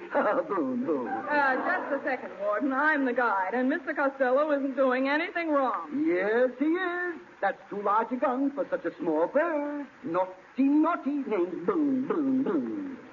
Hey, boom, boom, boom. Wait a minute. Can I use a bow and arrow? Oh, no, that's much too sharp, too sharp. Then can I use a slingshot? No, that would bruise the bird. Do you mind if I just give him a dirty look? Hey, wait a minute. There's a whole flock of ducks getting up out of the water. Oh, yes. You stand in the middle, Costello. In the middle? And let you two shoot over me? Yes, and I'll take the high bird. And I'll take the low bird. And I'll be in a hospital before you. Say, Claire, isn't that bear tracks over there across the stream? Yes, I think so. Go ahead, Costello. Jump across the stream. Okay. Hey, help! Help! The water's cold! It's ice cold! My hands are freezing! Put them in your pocket. Okay. That's no good. I keep going down. Will you help me? I'm drowning. I'm going down for the 5th time. 3 times is the limit. Then I just set a new record. Here. Give me your hand. Here, I'd better carry you across. All right, dear, but if you try to kiss me, I'll call for Mother. Oh, goody. She's getting a girl for me. Quiet, boys. Look, see how these bears' tracks go right into that cave? I think we'll find our grizzly inside. Yes. I see 2 eyes shining in the dark. Step aside, Abbott. I'll get him. Come on in there, you old grizzly. I'm going to shoot. Come on out. Don't shoot. I'm only 3.5 years old. This kid can get in my hair more times. Matilda, what are you doing in this cave? I went in there to catch this little pussycat. It's a whippersnapper. Oh, no, little girl. That's a skunk. That's what I said. A whippersnapper. Listen, Matilda, you better get out of here. Go on back to the cabin. But what if I meet a very ferocious animal? He'll have to take care of himself. Go on, beat it. Hey, boys, come here. You know, I think the bear's already been in this cave. Here's a piece of fur off his coat. Coat? You mean a bear wears a coat? No, you dummy pelt. Hide, hide. Why should I hide? He means hide. Hide. The bear's outside. Well, let him stay outside. We don't want him in here. Oh, come on, let's get moving. We've got to find our grizzly before it gets dark. You know, there's another cave about 10 miles from here. 10 miles? Yeah, well, let's walk fast. Well, here we are. We surely got here fast, didn't we? Yeah, well, we had to. This is only a 5-minute sketch. Oh. Say, listen. There's something over there. Look. It's a rope.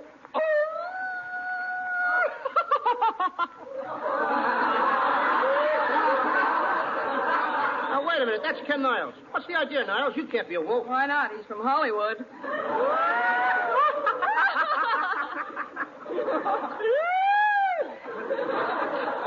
Hey, what's going on here? I thought I was going to do some hunting. Oh, Costello, look. There's a little beaver down in the stream. Isn't he cute? I wonder what the little beaver's doing. Probably waiting for Red Ryder. Red Ryder. Why don't you try some beaver meat, Costello? Okay, hand me my gun. I'm Boom Boom Boom. Mustn't shoot the little beaver. Fur tax, $50. After all, beavers build dams. You mean dams? Swearing tax, $40. You better pay, Costello. $40. Don't make me laugh. Laugh? Amusement tax, $20. Hey, Abbott, hand me my gun. Oh, don't shoot. Remember, I'm the game warden. Boom, boom, boom. Oh, you were the game warden. Costello. Oh, that was a terrible thing you did. Yes, Costello. Now you're in real trouble. You said it. I don't know how to cook a game warden.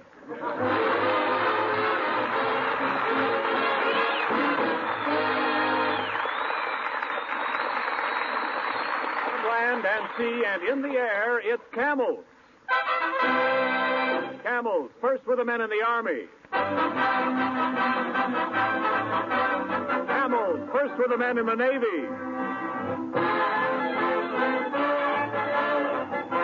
Camels, first with the men in the Marine Corps.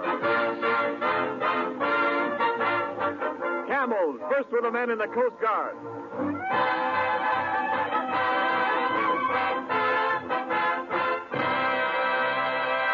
Yes, with men in all the services, Camel is the favorite, according to actual sales records in post exchanges and canteens. Remember that, whether you're buying cigarettes to send to men in the service or to smoke yourself. Camels have the flavor, extra flavor, that helps them to hold up pack after pack, no matter how many you smoke. And Camels have the extra mildness, slow burning and cool smoking that go with costlier tobaccos expertly blended. For steady smoking, stick to Camels. Your throat and your taste will tell you. C-A-M-E-L-S. Camels, get a pack tonight. Send a carton to that fellow in the service. And remember, you can still send Camels to Army personnel in the United States and to men in the Navy, Marines, or Coast Guard, wherever they are. The Post Office rule against mailing packages applies only to those sent to the overseas army.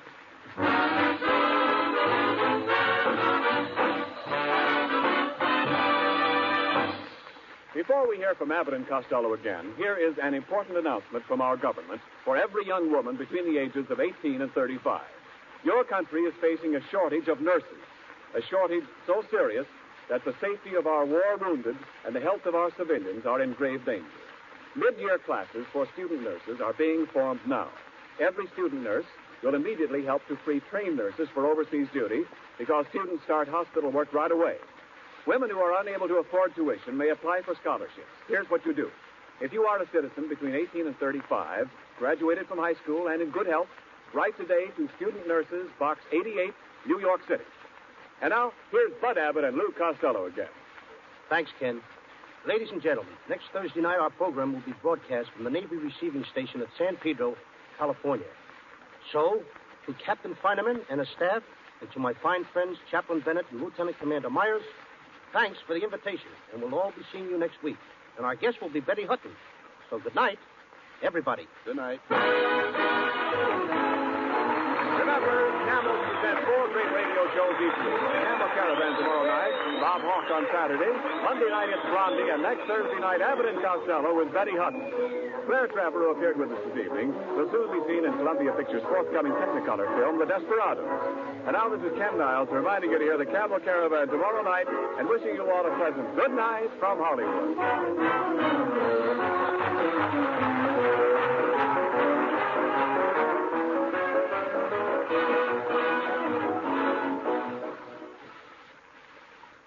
Say, Mr. Pipe Smoker, how does your tongue feel after smoking a couple of good long pipefuls? If it feels uncomfortable, why not switch to Prince Albert, the pipe tobacco that's no-bite treated for cool, tongue-happy smoking comfort. PA's crimp cut, too, and that means it's easy to pack, easy to keep lit, and easy to draw. And remember, there are around 50 mild, rich-tasting pipefuls to every handy pocket package of Prince Albert. Try PA for Pipe Appeal. It's the National Joy Smoke. This is the National Broadcasting Company.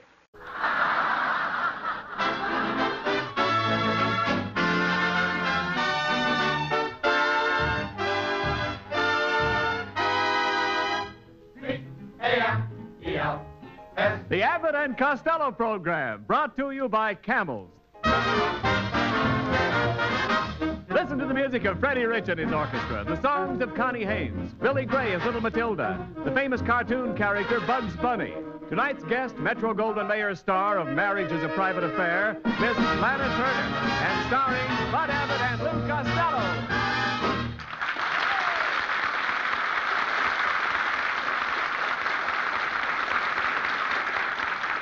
All right, folks, this way for the Abbott and Costello show. Tickets, please. See the Abbott and Costello show? Really, folks, it's a good show. Won't somebody please come in?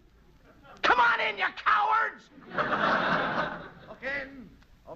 Ken Niles. Why, it's Bud Abbott. Hello, Bud. Well, hello, Mr. Abbott. Welcome back. Thanks, Mrs. Niles. Listen, have either one of you seen Costello? He was supposed to meet me here in the lobby of NBC, and it's almost time to start the broadcast. Personally, I don't care if Costello never shows up.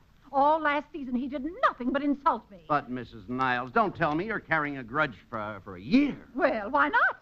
I've got a sister I haven't spoken to in 20 years.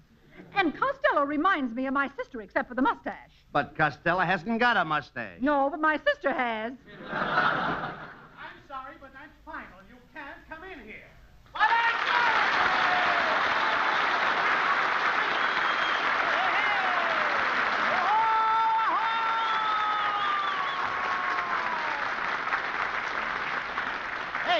Hey, Ken! Let go! Hey, Ken! Go. I gotta get in Ken! Ken! Look who it is! Huh? What? Look who it is! Hey, Abbott! Costello, where have you been? Look at you. You're perspiring something awful. I ain't perspiring, Abbott. I just took a shower with my shirt, socks, and underwear on. You took a shower with your shirt, socks, and underwear on? What's the idea? Do you know a quicker way to get your laundry done? Oh, Kenneth, did you hear that joke? Yes, dear. There will now be a slight pause for station fumigation.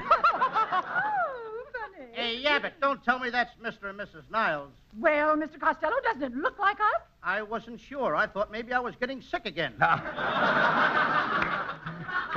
Costello, no fighting, please. It's almost time.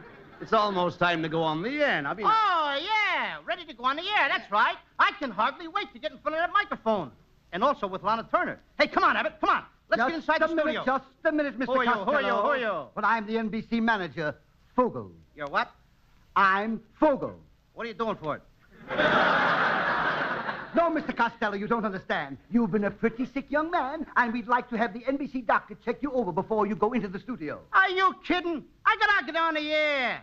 My public is waiting for me. Oh, I wouldn't worry about him. Oh, him? He's a nice guy. Hey, Abbott, let me at that guy. Now, Costello, We got more than one. I know, but we got three. All right, take it easy. Take it easy, please. Take it easy. Remember your blood pressure. Oh, there's nothing wrong with my blood pressure. When I was down in Palm Springs, I used to drill with the soldiers. Well, that's strenuous. Oh, I should hope to tell you. I did everything they did.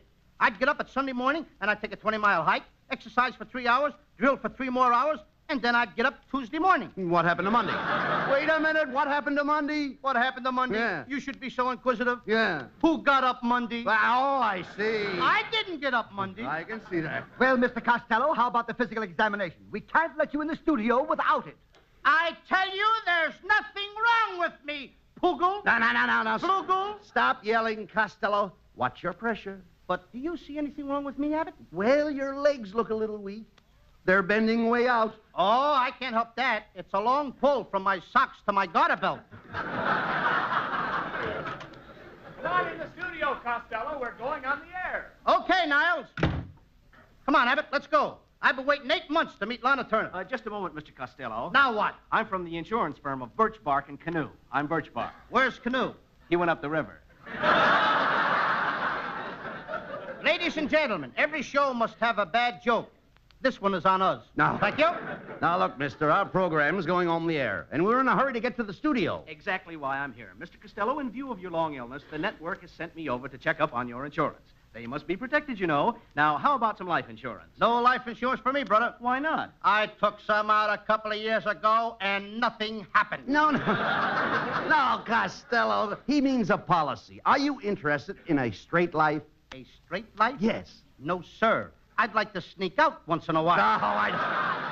Oh, but the payments on this policy, Mr. Costello, are very low. For instance, it's much higher in Canada. And do you know the premium in England?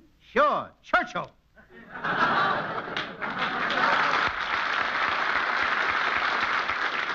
I mean, after all, it calls for it. Abbott, will you get this guy away from me? I'll miss the broadcast. Now, shut up, Costello. Pay attention. All right, forget straight insurance. We also have 10-year endowment, 20-pay life, annuities, and health insurance with double indemnity. Now, what would you like to take out? Lana Turner. Oh, no, Costello, he's talking about something that'll be good for you in your old age. So am I.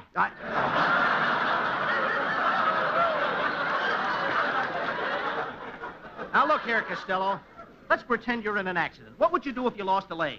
What would I care? I got another one. No. What do you think our company would give you for that leg? $250. Abbott, here's a guy, if I lose a leg, wants to give me $250. Yes, You ever see anything like that before? $250. $250 for one leg. Yeah. I won't sell. Oh, you don't understand. Why, last year my company gave over $1 million for broken legs alone. What did they do with all the legs? No. Who did they give them to? No, look, Costello, You don't Lake understand. Diamond? They don't do anything with them. Whatever happened to Lake Diamond? I don't know. Look, that's a different party entirely. You don't understand. You see, listen, every time there's an accident, somebody gets paid off. For example, yesterday a man breaks his leg. He gets $500. Today, somebody breaks his neck. He gets $1,000. I wonder who will hit the jackpot tomorrow. Has nothing to do with the jackpot. Now, for instance, if I sprain both knees and break both ankles, I get $10,000. Or I can settle for $3,000 by waiving both knees. How much do you get if you wiggle your ears? Hey, look, Abbott, I had enough of this. Now, I want to get to my broadcast. Come on. Costello, you haven't had your examination yet. Get out of my way, Fugu. Yeah, Costello, you're going in the wrong door. That's a closet. That's a closet.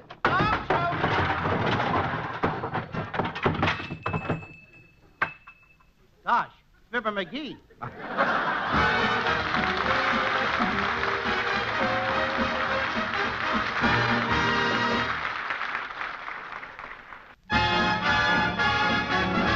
Here's Freddie Ricks in the orchestra with a modern treatment of an old favorite, Put Your Arms Around Me, Honey.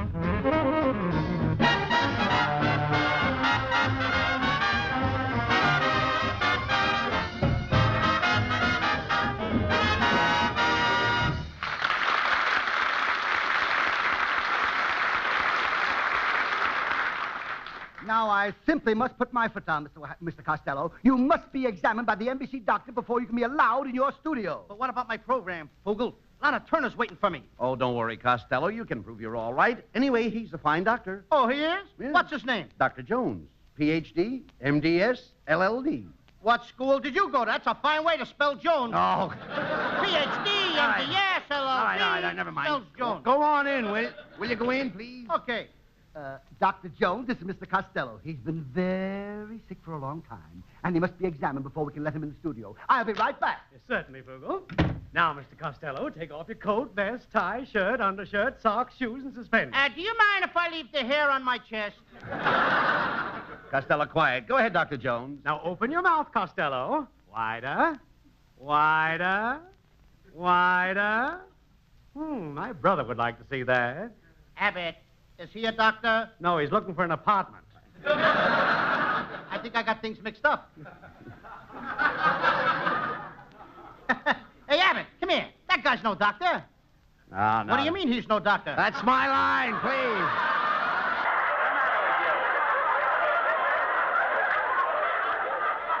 And by the way, yes, what do you mean by saying that? Thank you. I knew I heard that someplace before. Yeah. You're the one who said it. Hey, Abbott, you know, I don't see his thermometer. I don't see his stethoscope. I don't see Lana Turner. What's Lana Turner got to do with it? Nothing. I'd just like to see her. I resent this, Mr. Costello. What am I, stupid? A dope? A moron? Try numbskull. What am I, a numbskull? I like stupid better. Costello, stop that. Continue with the examination, Doctor. Very well. Now, Mr. Costello, just hold still and I'll listen to your heart. My, that's strange. Your heart sounds like a clock. Good heavens. The alarm rang at 8. I can't understand it. Neither can I, Doc. I set it for 7. Costello, we'll talk sense. Dr. Jones is a Johns Hopkins man. So what? My father sent me to Wilson. Well, what words? My father sent me to Wellesley. Wellesley is a girls' school. I know. My father always wanted me to have the things he didn't have. Come in. Oh, doctor, can I do it now? Yeah, just go ahead, Miss Cruzbar. Lay that pistol down, babe. Lay that pistol down. A pistol packing mama. Lay that pistol down. All right. That's enough for that. What goes on here? Oh, I'm the floor show. The doc can't afford magazines. Get out of here! Hey, Abbott, come on now. I want to get to my studio. Oh, big cut. Say, 2 Costello. pages of cut. Say, Costello. What? There's a crowd going into Studio B. Let's follow them. Okay. You're wasting your time, boys. Those people are going in to see John's other wife. Are you kidding? John's other wife? Yes. Who are you? Who am I? Yeah. I'm John. Get me out of here! Now, that's the last straw, Abbott. Everything happens to me. Doctors, insurance men, John's other wife, Poogle. I'll never make the program. What's up, Doc?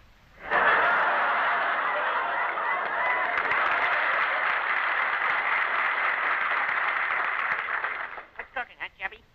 Costello, it's a little rabbit. Yeah, from the cartoon. It's Bugs Bunny.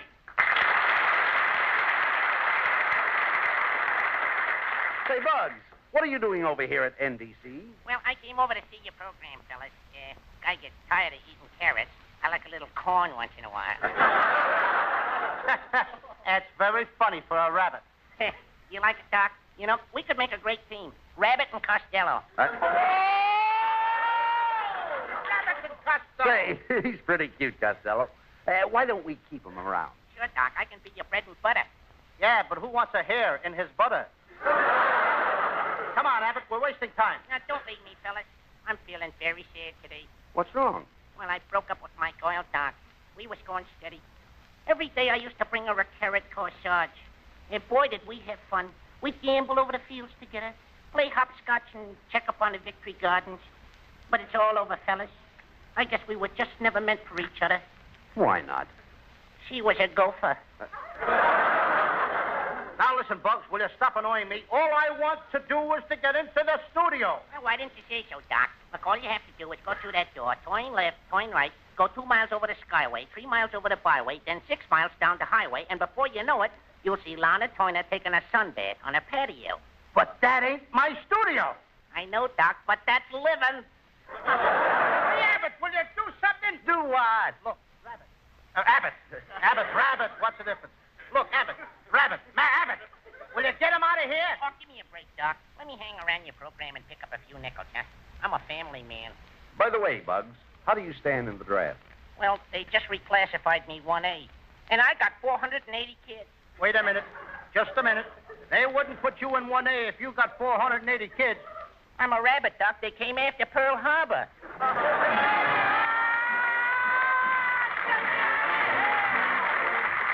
Here's little Connie Haynes back with us again. She sings the new rhythmic hit, They're Either Too Young or Too Old.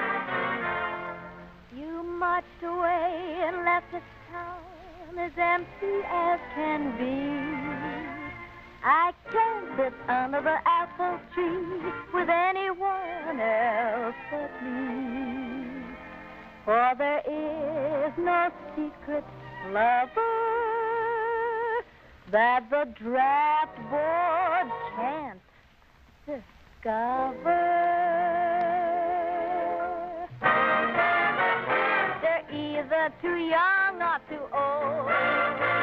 They're either too gray or too grassy green. The pickings are poor and the crop is lean. There isn't any gravy, the gravy's in the Navy. They're either too old or too young.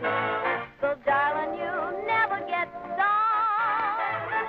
Tomorrow I'll go hiking with that Eagle Scout and left. I get a call from Grandpa for a snappy game of chess. I'm finding it easy to stay good as gold. They're either too young or too old. There isn't any gravy, the gravy's in the Navy. They're either too fresh or too stale. There is no available meal. I must confess to one romance I'm sure you will allow. He tries to serenade me, but his voice is changing now. I'm finding it easy to stay good as gold. They're either too young or too old. A never failure while you are in Australia. And when you get to India, I'll still be what I've been here.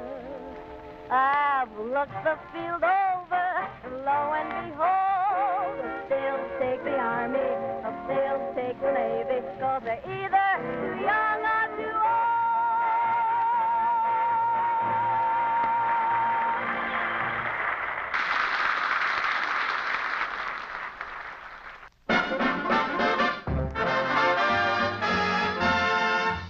And now back to Abbott and Costello, who are still having trouble getting into the studio.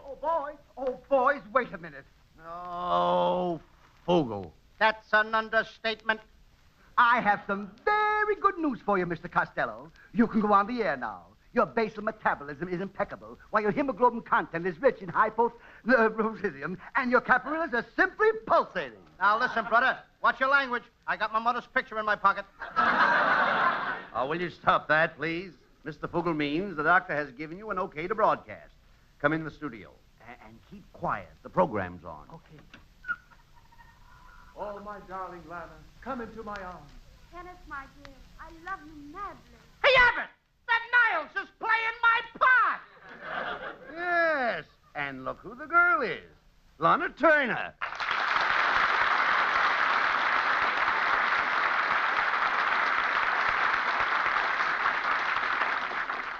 All right, Niles, come on, break it up, break it up. Oh, just a moment. Mr. Niles and I are playing a love scene. That Niles is no lover. Oh, yeah? I've kissed women who wouldn't look at you. Oh, yeah? I've kissed women who wouldn't look at me either. Costello, will you stop fighting? I'm not fighting, Abbott. Now, listen, Niles. On this program, you take care of the announcing. Period. And you take care of the comedy. Question mark. Why, Niles, I'll... Oh, please, Mr. Costello. They don't even let me finish a line. I'll... Please, I appeal to you as a woman. Well, if you're going to appeal to me as a woman, of course. If you were a man, you wouldn't appeal to me. That's all. All right. I'm sorry, Miss Turner. Please forgive Costello. He's a little impulsive. Repulsive? No, he said impulsive. I-M-P-U. Well, we all have our troubles. Now, listen, you wouldn't talk that way, Lana, if you saw my last picture. Oh, you mean the one where you were on the ice? That's the one. What did you think of it? You certainly kept well. Hey, Abbott, what's this girl? All quiet. Come on, Costello. This is where we're supposed to do a love scene. Abbott, I didn't know you cared. Well, I do. Never mind that. You want to do a love scene with me? No. Let's pick out the furniture. Will you keep quiet, please? No remarks. I mean a love scene with Lana. That's way back. Listen. Lou, this might be interesting to you. I'm talking about a love scene with Lana Turner. Oh, I just adore love scenes. Are you ready, Mr. Niles? Mr. Niles? You heard that, Costello. She wants me. You see, Lana, since I put Niles on his program, success went to his head. From where I'm standing, it looks like success went to your stomach. Did you hear that, Abbott? What an insult. Oh, she's right, Costello. You are fat. Well, I may be a little fat on the outside, but underneath, I'm solid flab. Let's go, Niles. Get on with the love scene. Yeah, but what about me? Oh, you can play a love scene with Mrs. Niles. I heard that, and I'd love to play a love scene with you, Mr. Costello. Don't call me Costello. Call me Dick Tracy. Oh, that's silly. Why should I call you Dick Tracy? So I can call you Prune Face.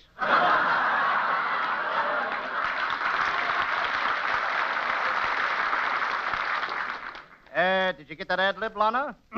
That's what put me on the top of the ladder. Yes, and your audience is at the bottom, daring you to come down. Well, Costello, I'm waiting. So is your broom. Why don't you fly out of here? Now, that's not nice, Costello. Mrs. Niles has some very fine points. Yes, she certainly has. For instance, Costello, take her hair. Okay, throw it over here. Oh, I don't know what's wrong with you, Costello. You fight with everybody. I can't help it, Abbott. Oh. All those months that I was sick, I was thinking about doing this love scene with Lana Turner. And now she won't even talk to me. Oh, don't feel that way, Lou. The truth is, I dream about you. I dream about you every night. You do? Yes. Yes, I do. Do you think I can sue Ovaltine? I get it. All right. Never mind. You get it. Ovaltine. Yeah, you heard her. We're working for Camel Cigarettes. Never mind that. Ovaltine. All right, a little extra change. So we'll get a case. All right, look. Look, come on. Let's get to the play. All right, Mr. Rich, let's have some music to put Costello in the mood. Ken, set the scene. And make it snappy, Niles. The scene is an old castle in England. It is the 16th century when hearts were brave and knighthood was in flower. The night is still, and Lady Lana stands on the balcony awaiting her lover. She has been waiting anxiously, longingly, patiently, hopefully. Come on, Niles. Get with it. Get with it. Get with it. Faster, faster, faster. And why not? I can't wait much longer. Come on. She hasn't seen her lover in a fortnight. Each minute seems like an hour. You forgot the seconds. Each hour seems like a day. Each day like a week. Each week like a month. Each year. Each month like a year. Each year. Each year like This is only a half-hour program. Now get with it. Oh, but Lou, he's putting you in the mood to kiss me. I've been in the mood for 8 months, kid. Abbott, never mind, Niles. You set the scene. Okay, Lou. The stillness of the night is suddenly broken. Now, this guy'll set it fast. Suddenly broken by the sharp clatter of horses' hoofs. Where does the horses come from? The lovely Lana's eyes light up. Her lover is riding into the courtyard on his white charger. Ah, why charge? I don't charge nothing. I pay everything cash. He leaps from his horse and starts to climb up to her balcony. Hand over hand. Hand over hand. 2 hands over hands. 1 foot up. The other foot up. Come on, get me up, Abbott. Hurry up. Then 1 hand up. Then the other hand up. It's gonna be too late. Now get me up. Inch by inch. Foot by foot. Yard by yard. Get me up there, will you? I want to kiss the dame. But, Lou, what's your hurry? There's plenty of time. Not for me, kid. I'm in 1A. All right. Finally, you reach Lady Lana's side, and the play begins. A play of love, emotion, and adventure.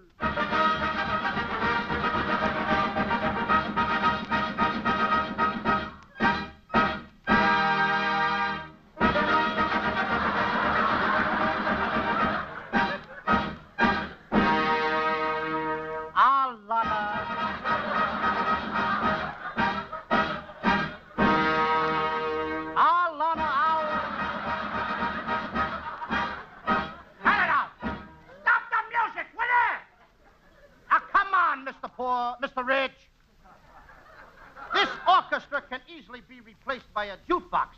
Now, I'm going to do this scene without music. Ah, Lady Lana, I love you. I kiss you. Or kiss me, one or the other. But not here, my lover. Why not? Love is paramount. Love is universal. Oh, you're out of luck. I work for MGM. Some plug. Hey, Lime? Oh, come on, Lana. I've been waiting 8 months for this. All right, Lou. You can kiss me. This is spite work. Hello. Mr. Costello, this is Fugel. No kissing in our studio. Kissing spreads germs. Not me. I kiss so hard I kill him. Costello, will you quit fooling around? Who's fooling around? All I want to do is kiss Lana Turner. Oh, come on, Lana. Will you please kiss me? Well, all right, Lou. Now, if you'll just close your eyes, I'll have a big surprise for you. Okay. My eyes are closed. Oh, boy, I can hardly wait. Lana Turner's gonna kiss me. Woo! Now, keep your eyes closed. They're closed. Here's the surprise. Are you eating carrots, Lana? Lana who, Doc? I'm first. And I'm nuts! Will you get me out of here?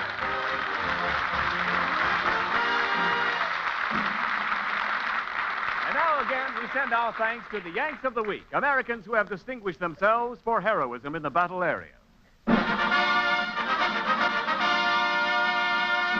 To Captain H.D. Maxwell of Pink Hill, North Carolina, and the entire crew of his Liberator bomber, who turned their big Ford-engine B-24 into a fighter plane when they saw two German Focke-Wulf heavy bombers attacking an Allied convoy in the Atlantic.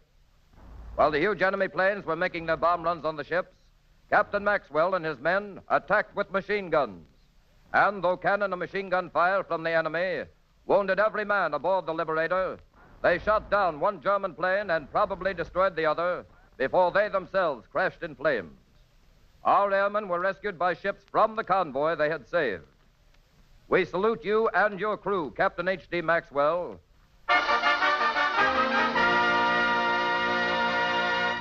And now, here's Bud Abbott with a final word. Thanks, Ken. Ladies and gentlemen, now that our program is over and we have done our best to entertain you, I would like to take a moment to pay tribute to my best friend and to a man who has more courage than I have ever seen displayed in the theater.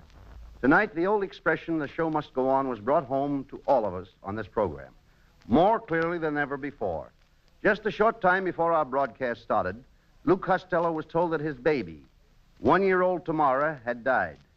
In the face of the greatest tragedy which can come to any man, Luke Costello went on tonight so that you, the radio audience, would not be disappointed. There's nothing more that I can say except that I know you all join me in expressing our deepest sympathy to a great trooper. Good night. This is the National Broadcasting Company.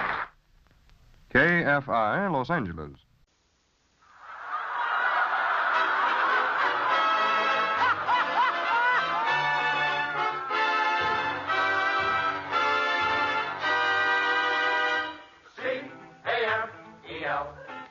The Abbott and Costello program, brought to you by Camels, the cigarette that's first in the service. Camels stay fresh because they're packed to go around the world.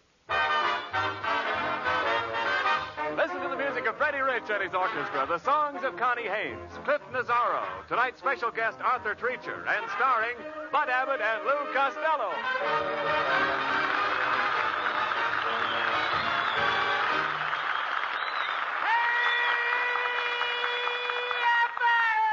Costello, what are you doing in the bathtub? Ah, what do you think I'm doing? I'm taking a bath. What are you doing with your underwear on? The water's cold. Oh, will you get out of that tub and put your bathrobe on? I've got the bathrobe on now. You're wearing your bathrobe in the tub? Sure, I don't want to get my suit wet. Oh, wait a minute. What are you doing in the bathtub on Thursday night? Ah, but I forgot to tell you. But Lynn Barrett, a beautiful movie star, is coming here for dinner, and I'm going to have a big swanky party. Oh, are you expecting people?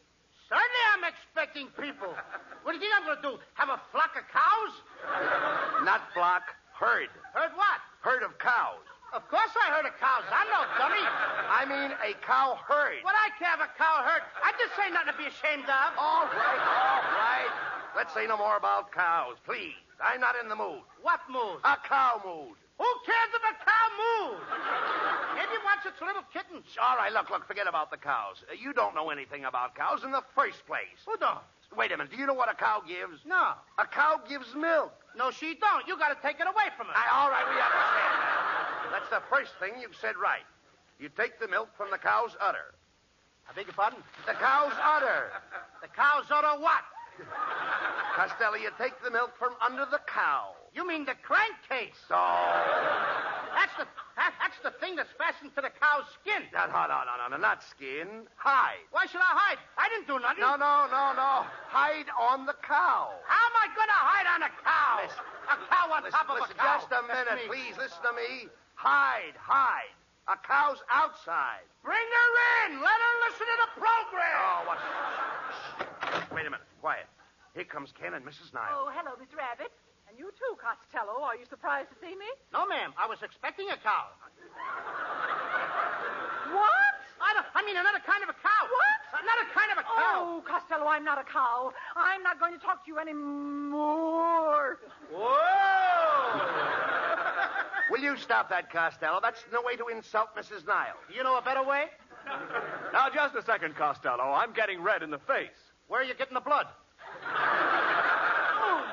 Are you calling my Kenneth anemic? Why, just look how trim he is in that blue suit. Why, he looks like Gainsborough's blue boy. He looks more like Ginsberg's bellboy. A pretty shade of blue, ain't it? You're a fine one to talk, Fatso. Me fat? I just dropped 20 pounds. You didn't drop it far enough. Oh, now, let's stop fighting, please. Mrs. Niles, Costello invited Lynn Barry to the house, and he needs some help with dinner. Oh, well, I might be able to help. I've been cooking for 12 years. You ought to be well done by now. No. Get the kisser on that Quiet. kid. You see, Mrs. Niles, what Costello really needs is a butler. Do you know where we can get one, please? Well, my uncle runs an employment agency. Well, that's fine. Here's the address. Just go over there and ask for my uncle. Oh, that's very nice of you, Mrs. Niles. What's his name? You go. Ask for him. Yes, ma'am. I go, but who do I ask for? She told you go. I know I go, but I gotta ask for somebody. Well, I told you to see my uncle. Uncle what? You go. Now, don't say that again. Don't tell me I go. Stop saying I go when Mrs. Niles says you go. All right, you go and I won't have to go. Costello, you don't understand. My uncle's first name is Hugo. Oh, why didn't you say that in the first place? What's his last name? Guess it. Why should I? What? Why should you what? Guess his name. She didn't tell you to guess his name. Mrs. Niles, didn't you tell me his name was Hugo? Yes. What's his last name? I said guess it. That's what I thought you said. Is it Murphy? No. Is it Jones or Smith? No, Costello. Guess it. Costello, I told you for the last time. You go guess it. And you go you guess go it. jump in a lake. Clothes and all. I'll do nothing of the kind. Come, Kenneth. Well, Costello, they're mad again. Now you've burned your bridges behind you. That's okay. I won't show with my coat on. Oh, come on, nonsense. You got to have a butler for the party. Now, here's Mrs. Niles' uncle's card. Call him up. Boy, this sure is for a funny phone number. What does it say? Established 1903. That isn't a phone number. It's right here on the card. No, nothing of the kind. That's the year he started the employment agency. He founded it in 1903. Oh, he founded the business? Who lost it? Nobody lost it. But how could he founded it if he didn't lost it? Costello, I said he founded it. Can I help it if you don't speak good English? Costello, please, you should be ashamed of yourself. Mr. and Mrs. Niles were kind enough to tell you where you could hire a butler. I was kind enough to explain how to contact the man. But did you appreciate it? No. All you do is stand there and give me silly answers. Oh, I'm a bad boy.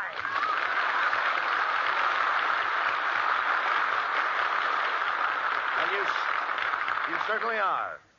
Don't tell my scoutmaster on me. Well, I should. Oh, if you do, he'll take away my scout pins. Gee, Abbott, anything but that. I have one pin for courtesy. I got one pin for bravery and one for safety. Wait a minute. I can see the pin for courtesy and the pin for bravery. Where's the pin for safety? It's holding my pants up. Oh!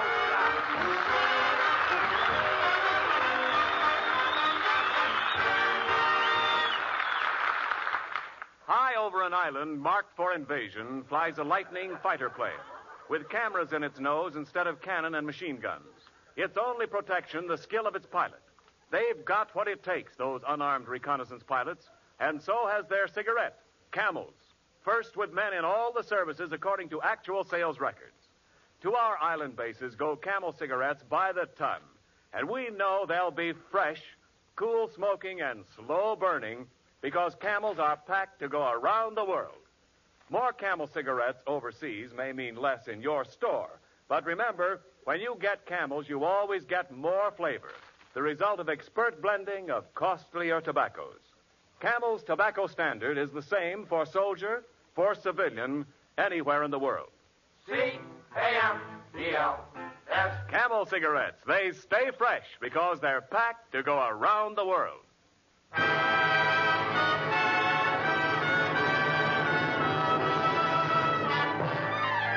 Freddie Rich and his orchestra play a Cole Porter favorite, I Get a Kick Out of You.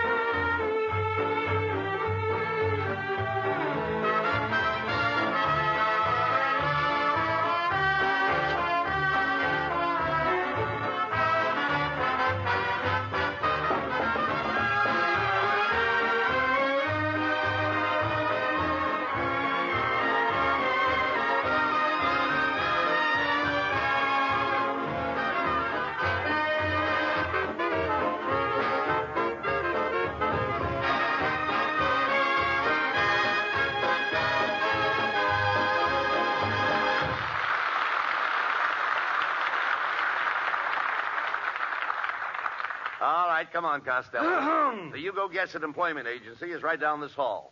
Now, let me handle this, and I'll get you a butler. Now, look, Abbott, I'm just expecting Lynn Barry. Why do I need a butler? But a butler in your house will make you more stable. Stable? Certainly. Just picture a butler in his livery. What I got, a house or a livery stable? Did I? You don't understand. He'll make you distinctive. He'll give your house a certain air. What am I hiring, a butler or a skunk? Oh, come on, shut up. Now, come on in the employment agency and let me do the talking, please. Oh, please. You've got to get me a maid. My maid quit today after 15 years. I've lost my maid. I've lost my maid. Hey, mister, why did your maid leave? She caught me kissing my wife. Costello, look, please. Never mind him. Let's talk to the clerk at the desk. How do you do, gentlemen? What can I do for you? Well, I'd like to hire a butler. You'd like to hire a butler?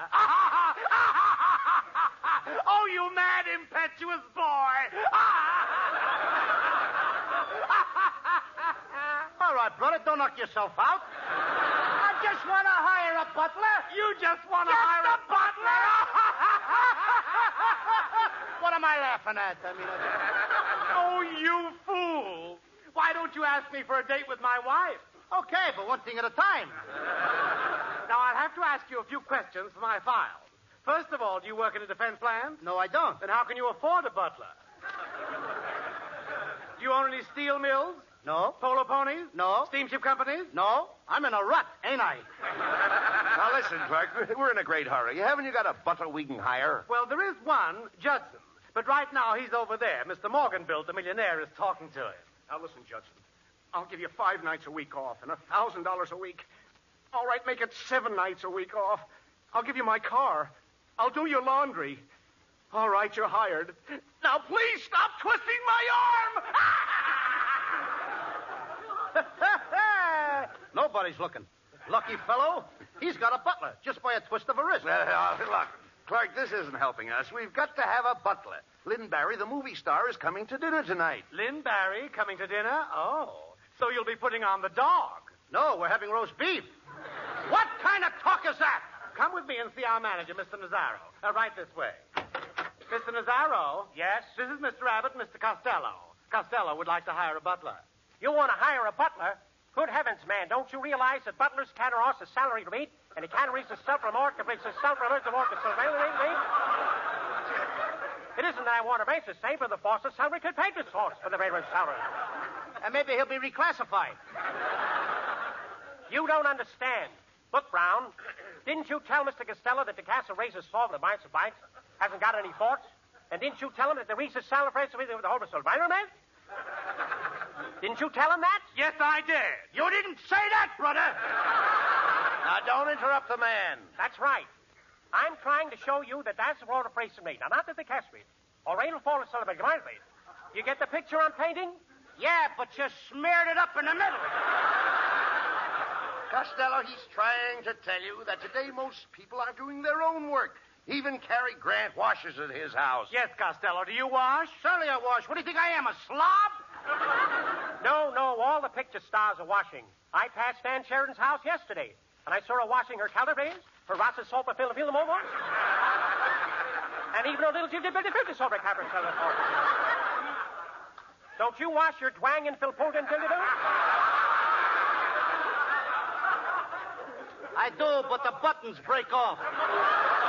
Never mind your buttons. Never mind my buttons. What do you want me to do, be a pin-up boy? Mr. Costello, let me ask you a question. When you had your last butler, did you pay him Babbitt? No, I only paid him Babbitt. Why didn't you pay him Babbitt? Because he didn't did it. Look, Costello, now let's not get nasty. I'm trying to tell you there's a shortage of men. Butlers today aren't just a cat for force with a silvery hypnic rails. Why, even my butler cats have lost the trade. I tried. I said to him, Governors, did you ever sell with force of meat? Bring my conjuring. Bring my satellite. Bring my corsets. And he won't even live as a mailer face. You see what I mean? Frankly, I'm a little confused. Why don't you pay attention to the man then? That's what's confusing me.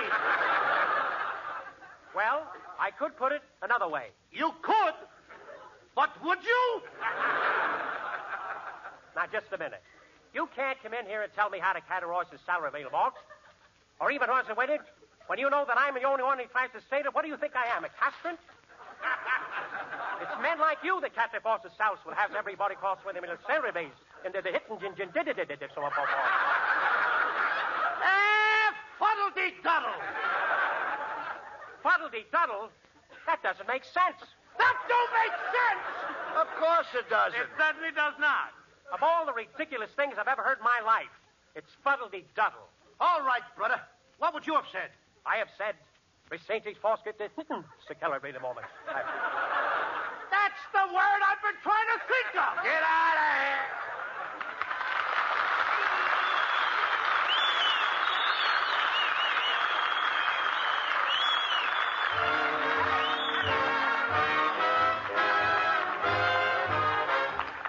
Connie Haynes sings the new rhythmic hit, If That's the Way You Want It, Baby.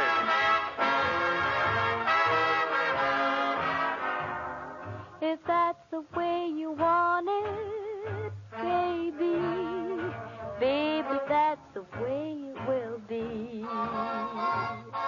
I'll wait for you forever, baby. I'll wait because I'm sure that you're waiting for me. The day will come, I don't mean maybe, when you'll be mine, but definitely. If that's the way you want it, baby, baby, that's the way it will be. Time's a wasting, wish that we could hasten to the man with the collar turned around. I'd like to do it right away, but you'd rather wait. And so I say, if that's the way you want it, baby, baby, that's the way it will be. I'll wait for you forever, baby. I'll wait because I'm sure that you're waiting for me. The day will come, I don't need maybe, when you'll be mine, but definitely. If that's the way you want it, baby, baby, I'll be waiting, sitting here awaiting. Baby, that's the way it will be.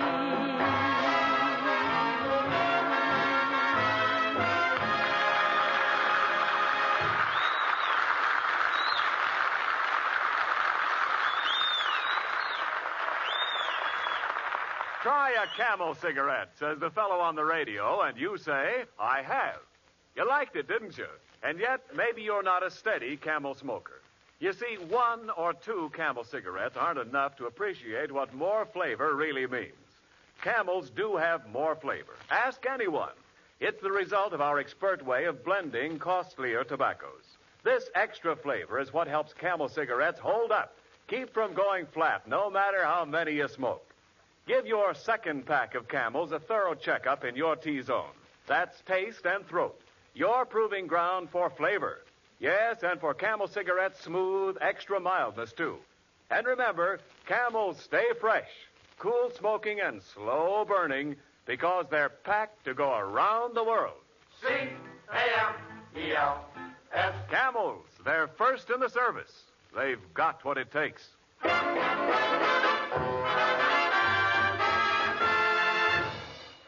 Well, Costello, come here. What are you going to do? Here it is, the night of your big party for Lynn Barry, and you haven't got a butler. Yes, but we did get a cook. I'll call up the kitchen and tell her what to do. Now, be careful what you say now. Hello, kitchen. This is Mr. Costello. I want to talk to my cook, Mrs. Blank. What? She did? At 4 o'clock in the morning? Wow! How much did it weigh? 9 pounds? At her age, too. How do you like that, Abbott? Mrs. Blank got up at 4 o'clock this morning and ate a 9-pound turkey. No. I never heard of such stuff.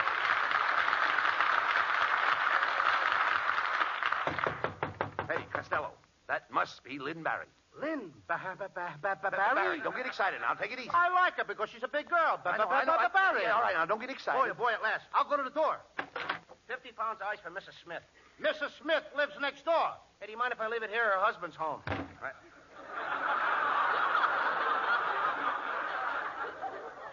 I guess her husband don't like ice. Oh, look.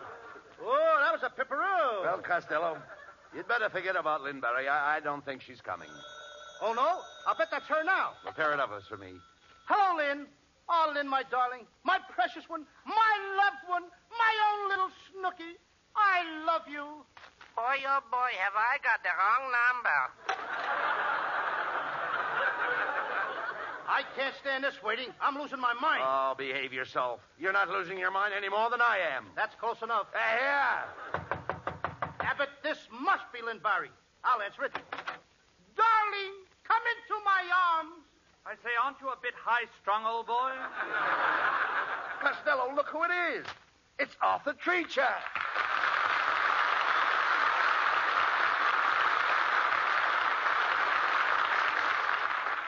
Mr. Treacher. Now, that's my line.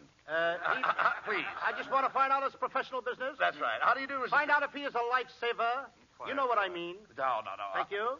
How do you do, Mr. Treacher? I'm Bud Abbott, and this is Lou Costello. I'm glad you told me. I thought it was cabbage cooking. Now, wait a minute, Treacher. The only reason I don't poke you in the nose is because I'm bigger than you. It so happens that I'm bigger than you. That's a better reason.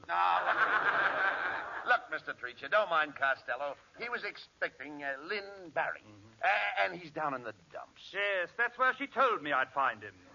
Now, wait a minute, Treacher. Mr. Treacher to you, punk. Mr. Punk to you, Treacher. Now, stop that, Costello. I want to know what he's doing here. What are you doing here, Shorty? For your information, you poisonous person, I am Miss Barry's butler. Before she sets one dainty foot in this hovel, I wish to inspect the premises, the service, and the food here. Here? Yes, here. Oh, dear. Costello. Oh, let go. Now, listen, Costello. Abbott. Yeah. Now, that isn't a bit nice. Abbott in Costello. Now, Costello, that isn't a bit nice coming. What kind of talk? Please. Come here. Costello. There's a reason. Sit down, you... No. Here. Don't talk like that. Over here. Yes. Lou, don't you understand? Over there. Well, don't you understand, Lou? Somebody better talk besides me. Now, wait a minute. Come here, Lou. Don't you understand? He's English. He's English? Yeah. If he was any more English, he couldn't talk at all. Over here. No, look here. Look here, Treacher. Who are you to come in here and question Costello's official standing? After all, I sprang from nobility. You didn't spring far enough. No, you didn't spring far enough. I'll have you know that my family is very prominent socially. My father has a country seat in Wembley and a city seat in Devonshire. Your father has 2 seats? Yes. Does Ripley know about it?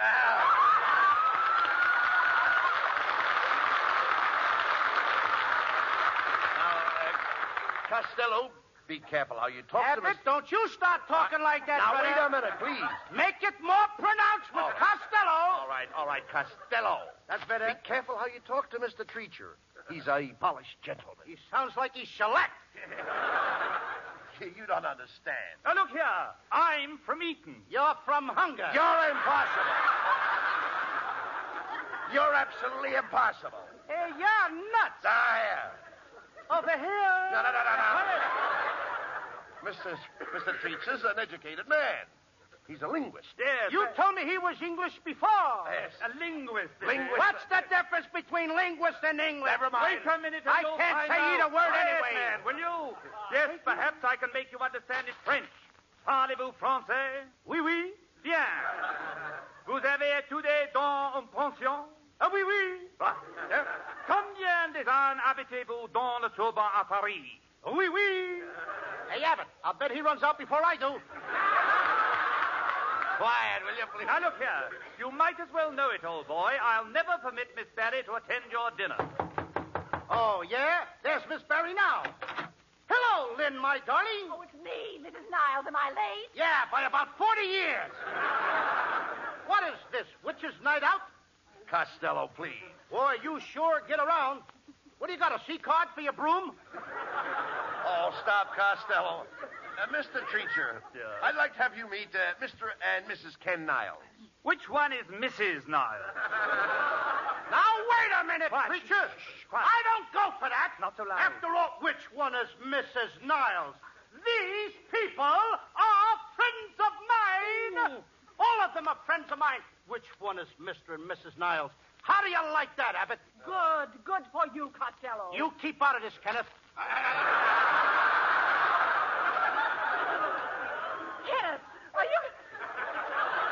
Kenneth, are you going to stand for this? Costello is trying to make a man out of me and a woman out of you. Maybe we'd be happier that way.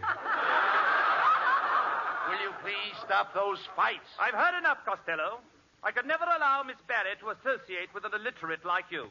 Ah, gee, Treacher, don't keep Lynn Barry away from my house.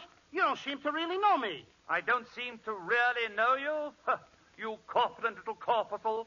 Do you realize you just split an infinitive? Why? Does it show? No, you dummy. He's correcting your grammar. You made a mistake. Who made a mistake? Now listen here, Mr. Treacher. When the adjective modifies the predicate adverb, then the pronoun of the subjunctive mood modifies the dangling participle, leaving the infinitive unsplit.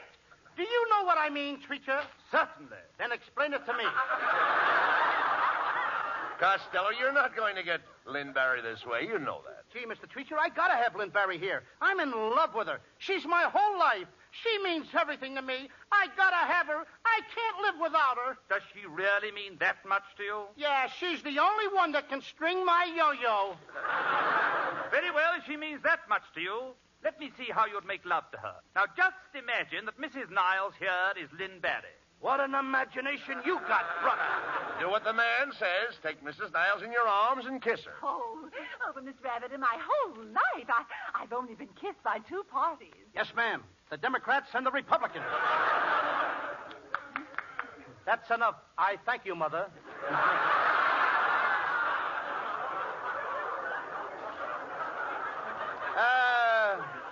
For the...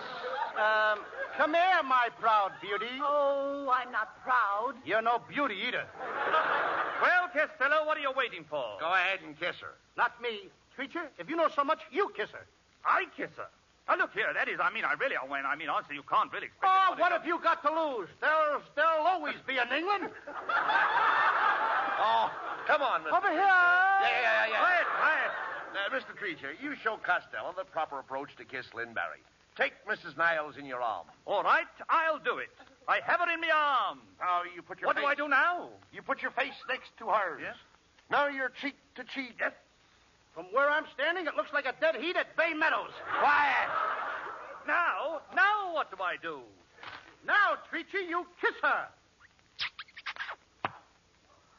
And now what do I do? Give her back her teeth.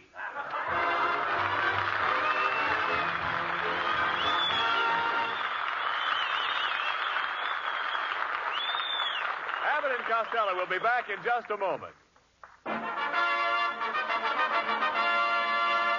Thanks to the Yanks of the Week. Tonight we salute Marine Private John Perella of Springfield, Massachusetts, whose patrol was cut off behind Japanese lines on Bougainville Island.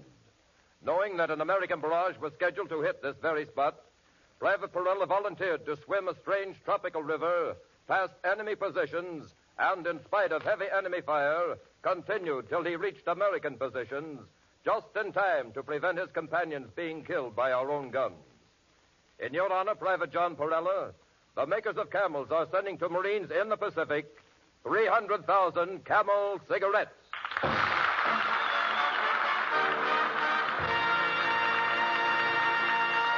Each of the four Camel shows honors a Yank of the Week, sends 300,000 Camel cigarettes overseas, a total of more than 1 million camels sent free each week. In this country, the traveling camel caravans have thanked over 3.5 million Yanks with free shows and free camels. Camel broadcasts go out to the United States 4 times a week, a shortwave to our men overseas and to South America. Listen tomorrow to Jimmy Durante and Gary Moore, Saturday to Bob Hawke and Thanks to the Yanks, Monday to Blondie, and next Thursday to Abbott and Costello with their guest, Miss Lynn Barry. Good night, folks. We're a little late. See you next week. Good night, folks. Be sure to tune in next week for another great Abbott and Costello show with our guest, Lynn Barry. And remember, Camel cigarettes make the best Christmas gift of all. Whenever you buy them, wherever you send them, Camels will be fresh because they're packed to go around the world. This is Ken Niles wishing you all a very pleasant good night from Hollywood. This program has come to you from Hollywood. This is the National Broadcasting Company.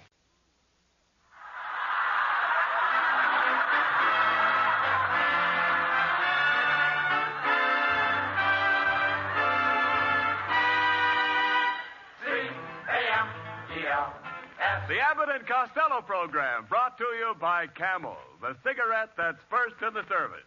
Camels stay fresh because they're packed to go around the world. Listen to the music of Freddie Rich and his orchestra, the songs of Connie Haynes, tonight's special guest, Bert Gordon, the Mad Russian of radio, and starring Bud Abbott and Lou Costello.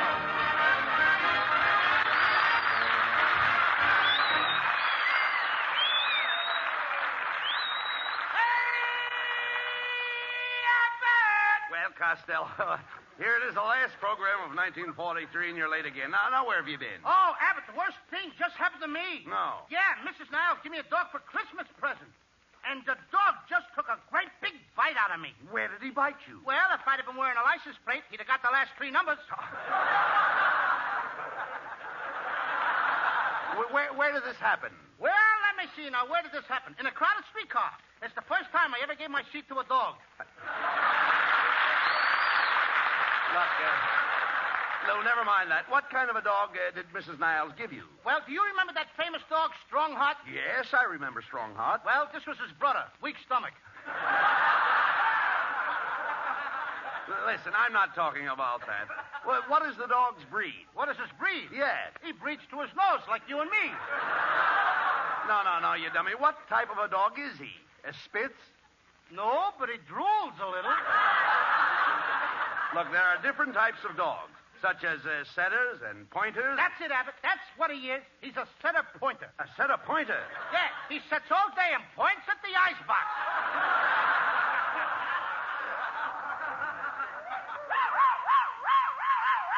Hey, that's the dog now, Abbott. He's out in the hall.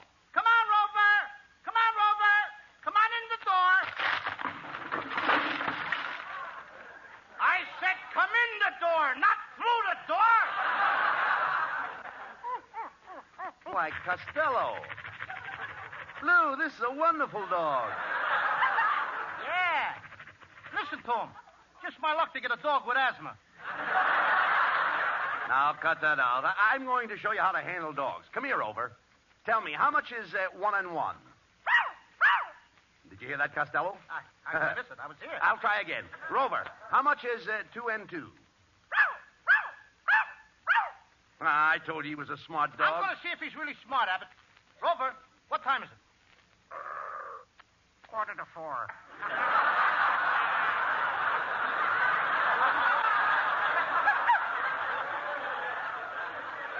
Costello, isn't that the most wonderful thing you ever heard of? A talking dog. Talking dog. Wait till I get the phone. Hello? Yes? What? Oh, you don't think so, eh? Okay, Smarty. Goodbye.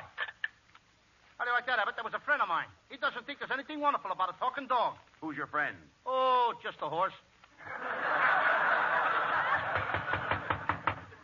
Come in and make it funny. It's costing camels a lot of money. Oh, it's Ken Niles.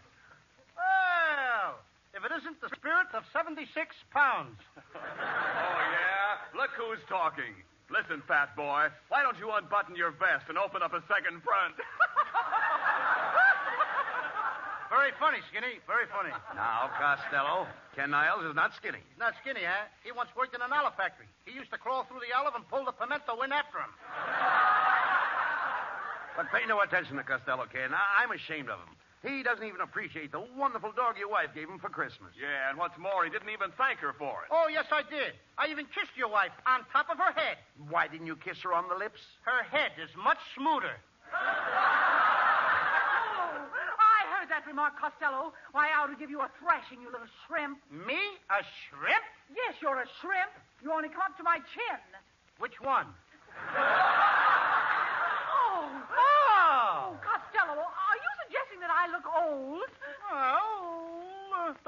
now, but your Social Security slip is showing.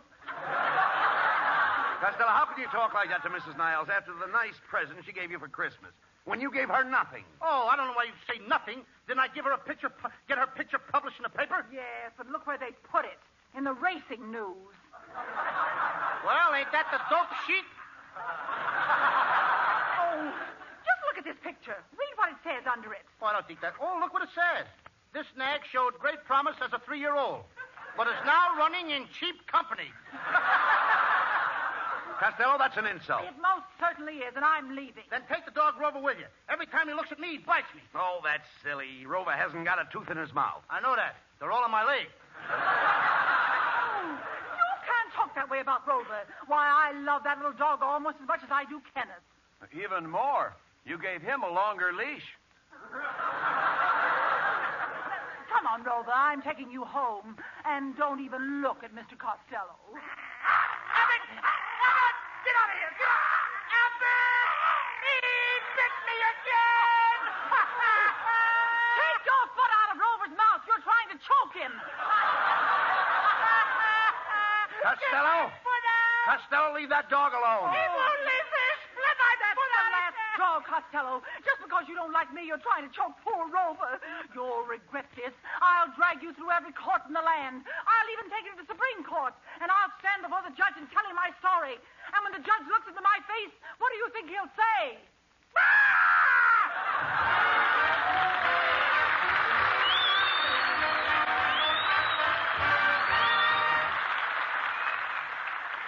Into a Japanese-held inlet right under enemy guns slides an American PT boat, out again on her daily routine hunt for Jap supply barges.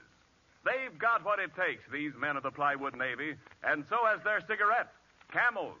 First with men in all the services, according to actual sales records. Both at home and overseas, more people want Camel cigarettes. But remember, if your store's temporarily sold out, Camels are worth asking for again. They've always got more flavor, the result of expert blending of costlier tobaccos. And wherever you are, wherever you send Camels, they stay fresh, cool smoking and slow burning, because they're packed to go around the world.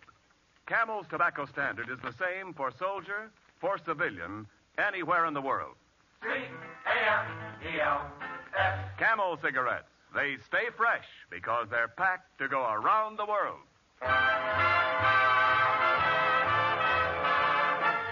Freddie Rich and the orchestra play an unusual arrangement of David Rose's lovely composition, Holiday for Strings.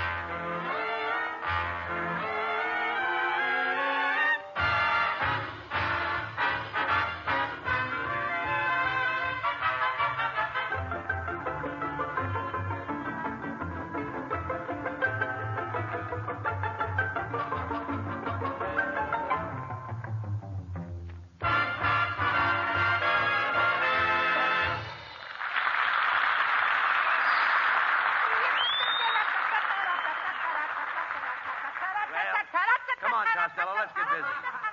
Come on, let's get busy. Mrs. Niles will be here soon with a warrant for your arrest for choking that dog. Abbott, I've told you before now, I didn't choke the dog. He bit me. I know that, but you'll need a lawyer. Now, we've got to find a good barrister. A what? Don't you know what a barrister is? Oh, yeah, I used to slide down a barrister when I was a kid.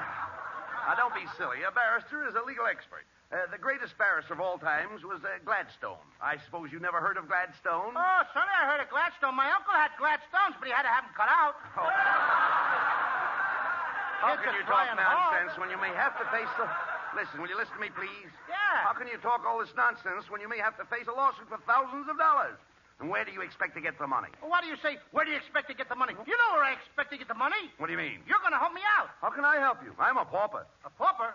Congratulations. What is it, a boy or a girl? Never mind that. I'd still like to know where you're going to get the money. Now, Abbott, you know I got the money coming. Now, this is the end of the year.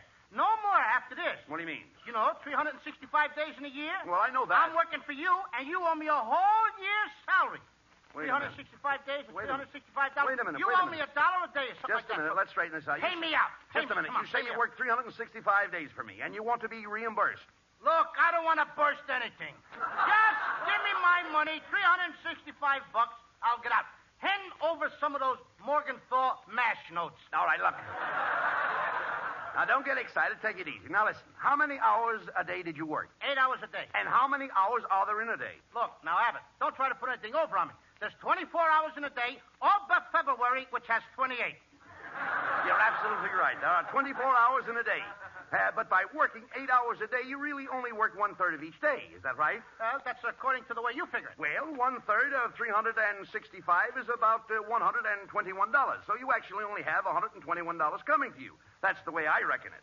You sure are wrecking it. Come on, get it up. Give me the dough. Well, you did have $121 coming to you, but... I knew there was a button that... But you didn't work Sundays, did you? No. I had to take a day off to wash my lingerie. No. All right, there are 52 Sundays in a year. Deduct 52 from $121, which leaves $69 coming to you. You're sure of that? Positive. You see, I don't want you to cheat yourself. Now, that's mighty nice of you to look out for my interests. I might as well look out for yours. You already wrecked mine. Come on, Abbott. Give me the money. Get up something, will you? All right, I'd be glad to give you the $69, but... Oh, hold on to your hats. Here we go again. Look, Abbott, give me a couple of dollars. How's that? Well, you must admit you only worked a half a day on Saturdays. Isn't that right, partner? Partner. Now that I'm losing money, I'm a partner. Look, will you give me $1? I'll settle. Give me $50. Now, wait a minute. Wait a minute. Just a second. Just a minute. Now, wait a minute. Where was I? You just had a toe hole on my $69. Oh, yes. A half a day on Saturdays, 52 Saturdays in a year. 1/2 of 52 is 26. So you will deduct 26 from 69, leaving the sum of $43. Sum of? Yes, sum of. If I get some of it, I'll be lucky. Look, Abbott, give me a quarter. Will you let me have a quarter? Give me 20 cents. Well, now, wait a minute. I'm going out of here with something. Now, wait a minute, just a minute. There's still a balance of $43. But... Stop button. You're getting my goat. But you took a 2 weeks vacation, didn't you? Oh, yeah. That's 14 days. Take 14 from $43, leaving you the exact sum of $29. Look, Abbott, will you give me a dime? Is that asking too much? Will you give me... Well, give me anything. Listen, I'd give you the $29, but... Now I know it as good as you do. How much time did you take off for lunch? Oh, this is going to run into money. I took off 1 hour a day. Very well. 365 hours is equal to 15 days, I take it. You might as well take it. You've taken everything out. Go ahead. 15 for 29 leaves 14. But... Now I know it better than you do. Look, Abbott, give me some... Will you give me a nickel? What do you mean? Give me 4 pennies. What do you mean, give you 4 pennies? Look, can you spare a rat biscuit? Now, listen. Maybe you got a mothball. A mothball? Look, is it asking... Give me a sardine. Go ahead. Mrs. Niles is going to have me in a can anyway. Just a minute. Let's straighten this thing out. There are 13 holidays in a year which you didn't work. And as you only have $14 coming to you, we deduct the 13 from the 14, leaving you the exact sum of $1. Here you are, my dear friend, and good luck to you. Nice work, Abbott. I need money for a lawyer because Mrs. Niles is going to throw me in jail, and you're giving me only $1. Let's have no more words about it. $1 measly after I worked and slaved for you for a whole year. I always pay my obligations. Here's your $1. I wouldn't mind, Abbott. I wouldn't care if it was just for me alone. I need more than $1. I got another mouth to feed. Now, listen. Your troubles are not my... wait a minute. You what? I have another mouth to feed. Another mouth to feed? Yeah. You never told me that. I know it. Why, you've been with me all this time, Costello, and now you tell me you have another mouth to feed? I didn't want Windshield to hear it. Why didn't you tell me that before? I was ashamed. Oh, you fortunate fellow. That's nothing to be ashamed of. I was only kidding about the other money. Here's your $365. And to show you that my heart's in the right place, here's $50 of my own. Oh, you should be so happy. What is it? A boy or a girl? A goldfish. Get out of here! Tommy Haynes introduces a new song destined for the top of the list. You've got to talk me into it, baby. You gotta talk me into it, baby. A little conversation might change my no to a maybe. You gotta spread it on thick like butter on bread. Results will be quick if you just use your head. I'm a baby lamb, and I love to be led by you. You gotta baby talk me into it, baby. For if it's Mendelssohn you hear, I might lend an ear, maybe. For I'm a cinch for a clinch, a blaze for a phrase of love words. Now that I've told you how, talk me into it now. You've got a baby, talk me into it, baby. A little conversation might change my no to a maybe. You gotta spread it on thick like butter on bread. Results will be quick if you just use your head. I'm a baby lamb, and I love to be led by you. You got a baby, talk me into it, baby. For if it's Mendelssohn you hear, I might lend an ear, maybe. For I'm a cinch for a clinch, a blaze for a phrase. I want your love, that's all that I crave. I've told you how. Yes, I've told you how. You've gotta talk me into it now.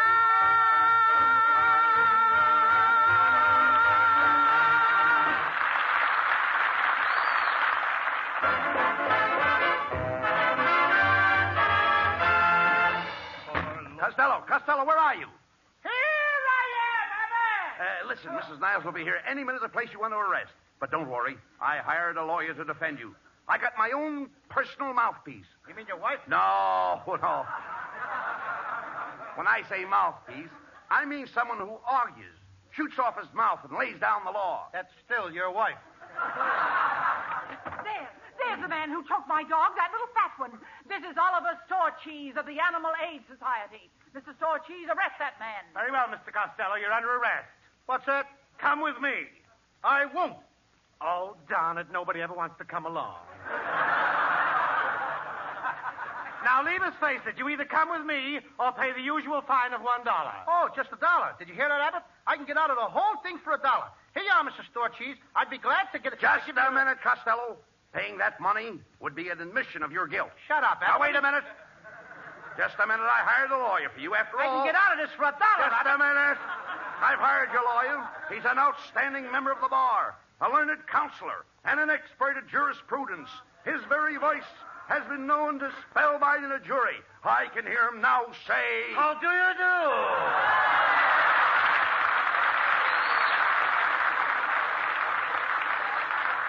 Costello, this is your attorney, Bert Gordon, the Mad Russian. Gentlemen, my card. Let me read that. Bert Gordon, attorney at law, DBTC. What does a DBTC mean? Don't bend the card. Listen, Costello, the Russian's going to give you some advice. Now, that is correct. Mr. Castoria, there are two courses in giving legal advice. Of course and B course. Of course, you don't have to take my advice, and B course, if you do, you'll have to pay for it. Hey, Abbott, this guy ain't no lawyer. Don't say that. Don't say. When I went to college, they gave me a Phi Beta Kappa key. Does it fit the hole in your head? Please, Costello. He's no college man. Mind dear you. I'll have you understand, I went to Vassar. That's a school for girls, a girls' school. I found it out one day when I was supporting the laundry. Now, see here, Mr. Costello. Get me another lawyer! Cheaper one. Mr. Costello, I'm waiting. Are you going to pay the fine of $1 or not? Okay, here's your dollar store, Chief. Just a minute, Mr. Cansmello. I forbid you to pay that particular dollar. Well, he's very fortunate to get off with just $1 after the way he insulted me. Why, when he choked my little dog, a tear ran down my cheek. Yes, ma'am, but it took one look at your face and ran right back up again. Costello, why don't you listen to the Russian? Yes, why not? You see, from the legal point of view, if you should pay this dollar, it would be absolutely perpendicular. Perpendicular? What does that mean? How dare you! Oh, this is ridiculous. Come, Mr. Store Cheese. We're taking this case to court. Wait a minute, Mrs. Niles. I'm going to pay the dollar. It's too late. Now look what you did, Abbott. You and your phony lawyer. Don't be silly. The Russian's one of the greatest lawyers in the world. That is correct. In my first case, I defended Dreyfus. Dreyfus? Alfred Dreyfus of Devil's Island? No, Reckless Dreyfus from Coney Island.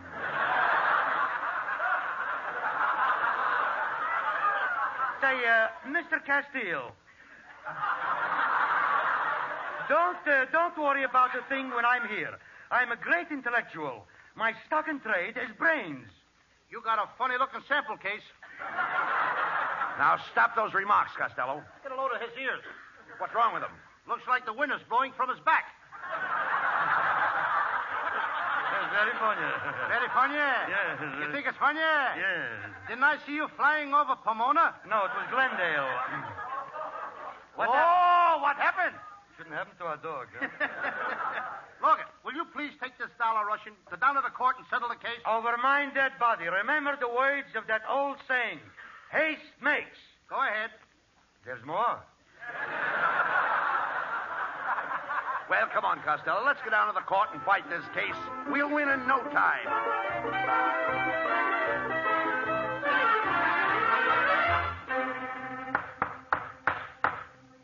Court of Common Pleas now in session. Case of Niles versus Costello. Mr. Gordon may question the defendant. Thank you, Your Honor. Now, Mr. Kent tell you... do you promise to tell the truth, the whole truth, and nothing but the truth? I do. I object! You object? I didn't say nothing yet. Costello, shut up. You keep out of this. Abbott, get me out of here, will you? Will you pay the dollar? Your Honor, you have heard the testimony. How can you call my client guilty? But I didn't call him guilty. Then why are you wasting my time? The court finds the defendant, Lou Costello, guilty, and the fine is $1 or 30 days. We won't pay the fine, Costello. No, we'll appeal the case to a higher court. I got plenty time. You just got some for me, too. Abbott, will you please give the man $1? Please give him $1.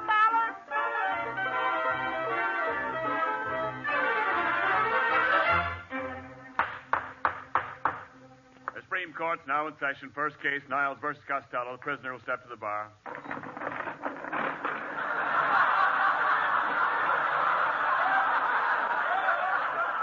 Costello, are the chains heavy? No. But would you mind holding this 100-pound ball? Abbott, get me out of this. Please pay that one measly $1.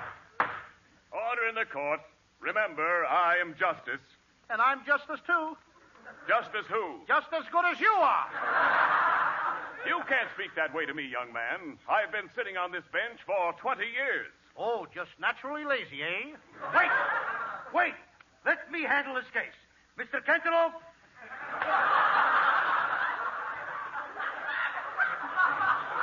Please tell the judge and jury the story of your life. Okay. Ladies and gentlemen. That's enough. What a short life. Your Honor, my client would never hurt a dog. Mr. Corniello, tell the judge about your own little dog. Okay. I once had a little dog.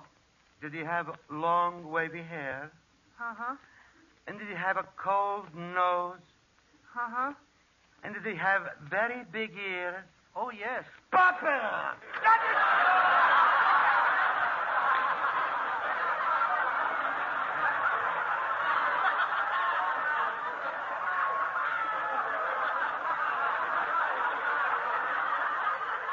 Your Honor, I would like...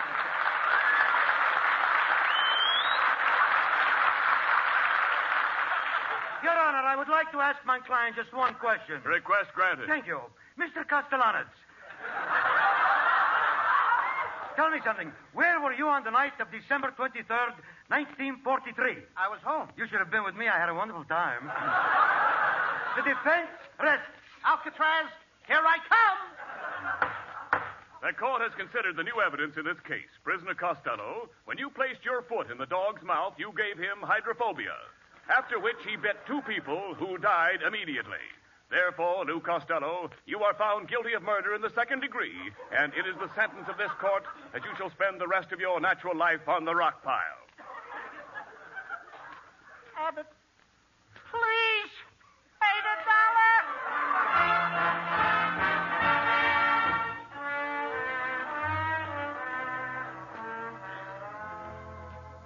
Right this way, gentlemen. Only 5 minutes with a prisoner. Abbott, get me out of here.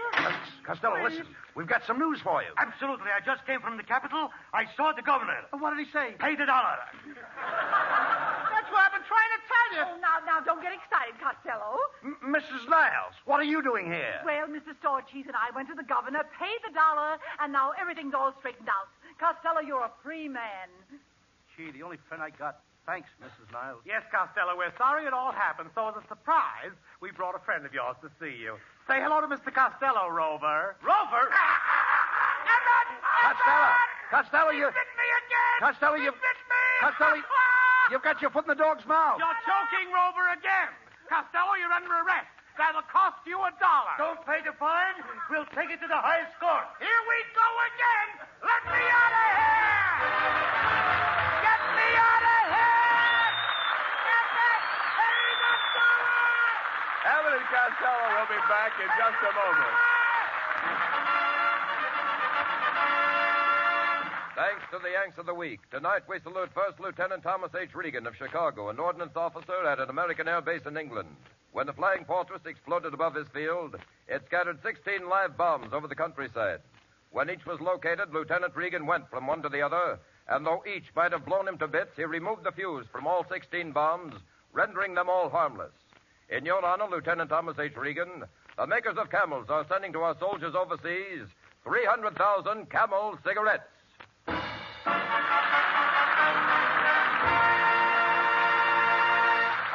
Each of the 4 Camel shows honors a Yank of the Week, sends 300,000 Camel cigarettes overseas. A total of more than 1 million camels sent free each week. In this country, the traveling camel caravans have thanked audiences of more than 3.5 million Yanks with free shows and free camels. Camel broadcasts go out to the United States 4 times a week, our shortwave to our men overseas and to South America. Listen tomorrow to Jimmy Durante and Gary Moore. Saturday to Bob Hawke in Thanks to the Yanks. Monday to Blondie. And next Thursday to Abbott and Costello with their guest, Judy Canova. And now here's Abbott and Costello with a final word. Thanks, Ken. We're a little late, so I'll just say good night and a Happy New Year to you all. Be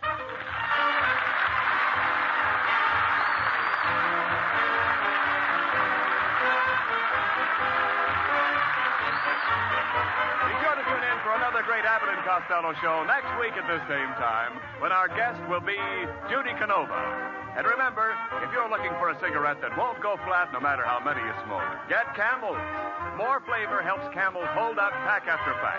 And now this is Ken Niles wishing you all a very pleasant holiday from Hollywood. More pipes smoke Prince Albert than any other tobacco in the whole world. Prince Albert's no-bite treated for cool, tongue-happy smoking comfort. Crimp cut, too, to pack and burn and draw just right. More pipes smoke Prince Albert. It's the National Joy Smoke. This is the National Broadcasting Company.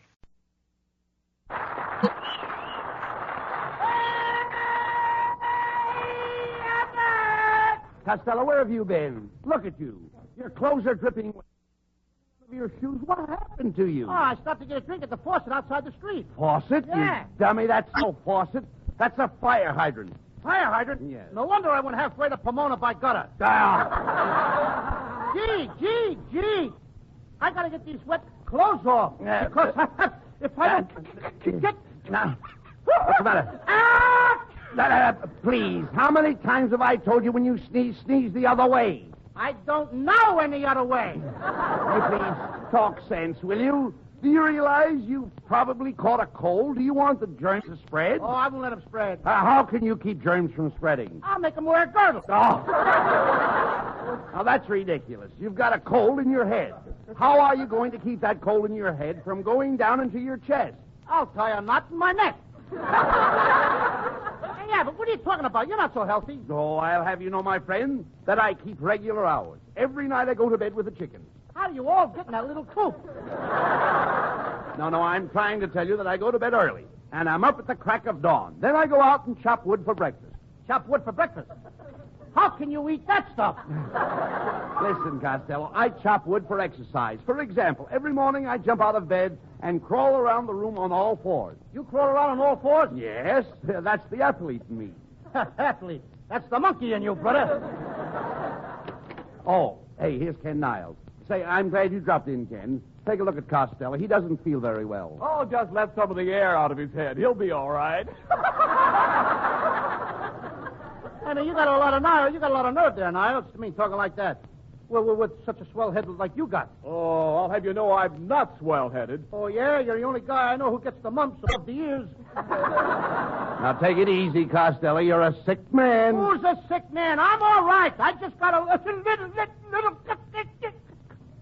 Ah!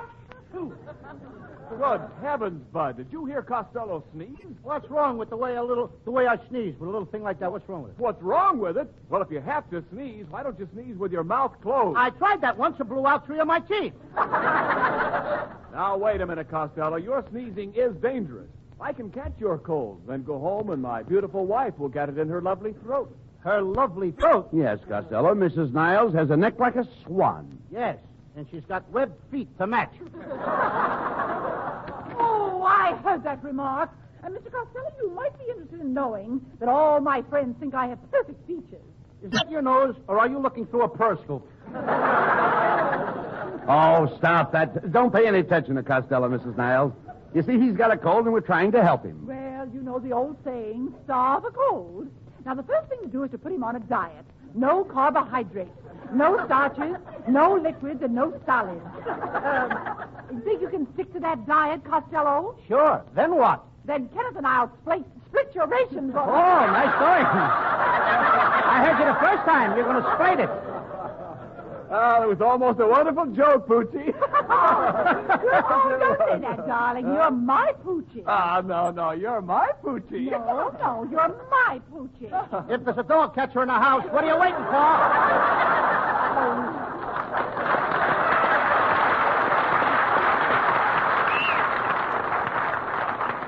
Come, Kenneth. And as for you, Costello, I hope your cold is nothing trivial. Well, I don't blame them for going out. The only way to avoid the flu is to flee. What's that? I mean, you've got to flee flu. Gotta flee flu? What kind of talk is that? I'm trying to tell you the only way to be free from flu is to flee when flu flies. When there's flu, everybody flees. Did you say flees? Certainly. I flee, you flee, he flees, she flees. What I got, a cold or a flea circus? You don't understand. To avoid the flu, you've got to flee. I gotta flee. Get him off of me then. Get him off. I don't want any fleas. No. I don't mean fleas like flies. Oh, let the fleas like flies. I don't want to break up no romance. Look, it has nothing to do with fleas and flies. I'm trying to tell you, to avoid the flu, you must flee. The only way to be free from flu is to flee when flu flies. Oh, you mean that to be free from flu, I gotta flee when flu flies. And the fleas and flies have got nothing to do with the flu. Now you've got it. Now I've got it. I don't even know what I'm talking about. Well, let me put it this way.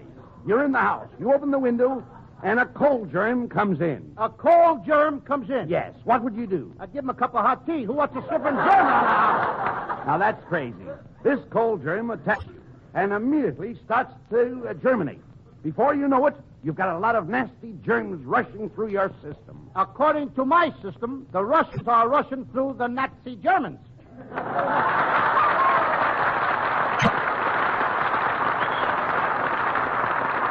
Well, that's true, Costello, but I'm talking about flu germs. Do you realize that germs travel with the speed of light? Now, one little sneeze. What? Huh? There you are. There you are. The germs are off. They've already traveled from California to Maine. They are now crossing the Atlantic. I didn't even say goodbye to them.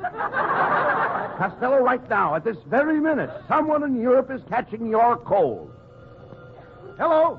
Meine Freunde, das letzte Mal, alle zusammen hier festgekommen waren, dem Hof schneiden alle zusammen.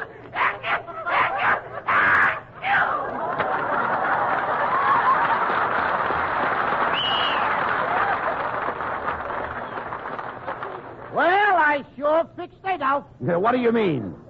He's just sneezing now. The coffin will come later.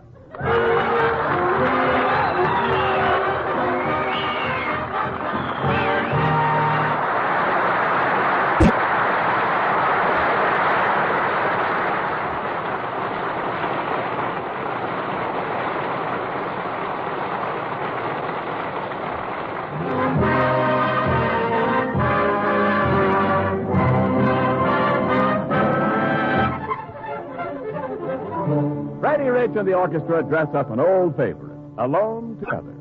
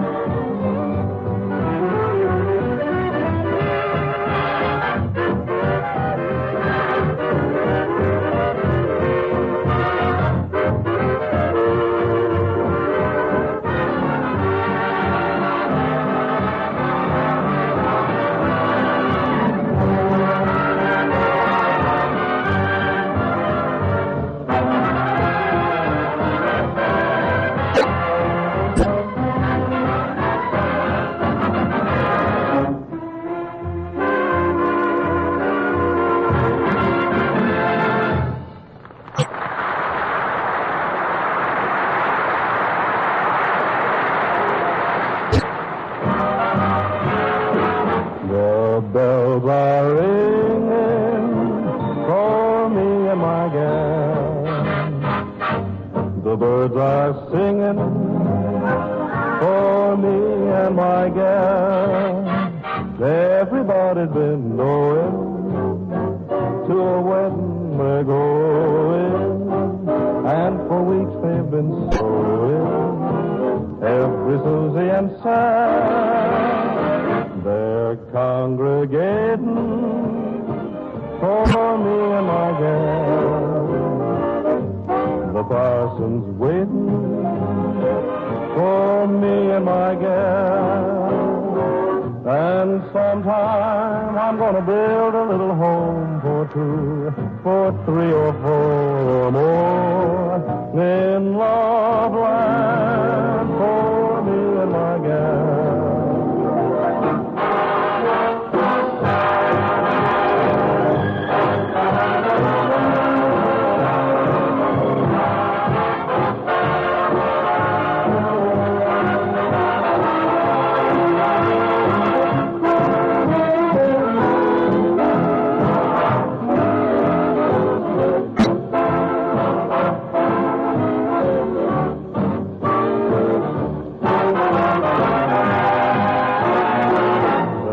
Congregating for me and my gal.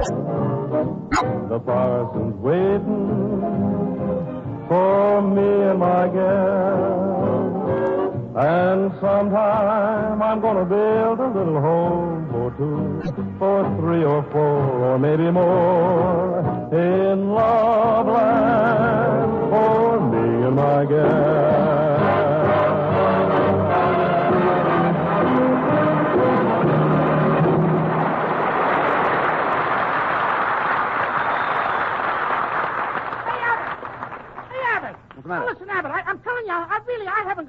Now, get me out of this bed. Now, come on, get me out. Now, stop that screaming, Costello. You want me, just pull that cord by the bed. Oh, I did. And what happened? My pajamas fell down. However, if I had to stay in bed, why don't you give me some attention? What are you talking about? Didn't I put some cracked ice on your head? Yeah, but you didn't have to wait till you got the ice on my head before you cracked it. However, for the last time, I'm telling you, what am I doing in bed? Well, it's part of the health building course I got from Professor Hercules. Starting tomorrow morning, you're going to get out of bed at 5 o'clock. Then at 5:10... Back in bed. No. At 5:10, you jump into a nice cold shower. And I whistle. You don't whistle. I gotta whistle. Why? Well, there's no lock on a bathroom door.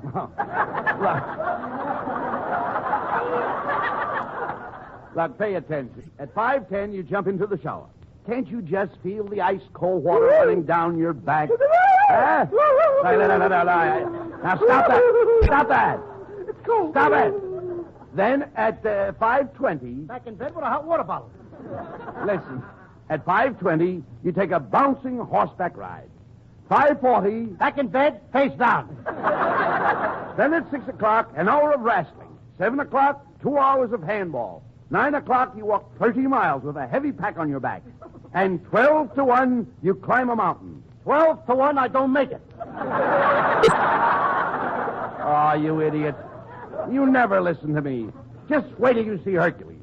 Exercise has given him bulging biceps, rippling muscles, a massive chest. He's the strongest man in the world, the mighty Hercules. Come in. I am the mighty Hercules. Honest, I am. Honest. See, Costello? Take a look at Hercules. Get a load of that muscle. What muscle? The last time I saw a muscle like that was on a sparrow's ankle. You know, I could chalk his head and use him for a pool cue. Hey, Costello. Well, he reminds me of a radio program I heard. One man's famine. Mr. Costello, as I analyze your case, my treatment for you should not be postponed. Let me show you what my course can do for you. Hand me the telephone book and I will tear it. Are you ready? And now the second page.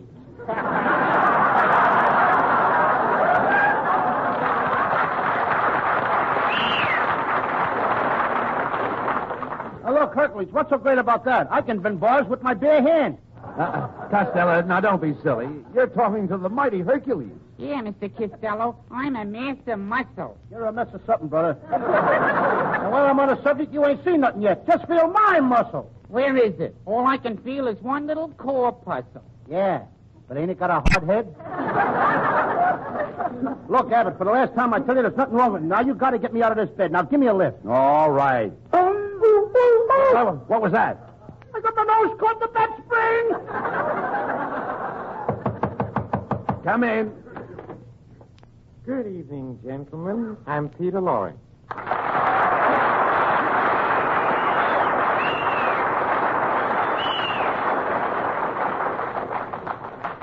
Oh, Mr. Costello, I've come here to offer you the services of my sanitarium. I understand your health is run down. Now, wait a minute, Laurie. Who told you all this? Oh, nobody. You see, I get messages through my brain. My mind is like an open door. What do you hear from the knob?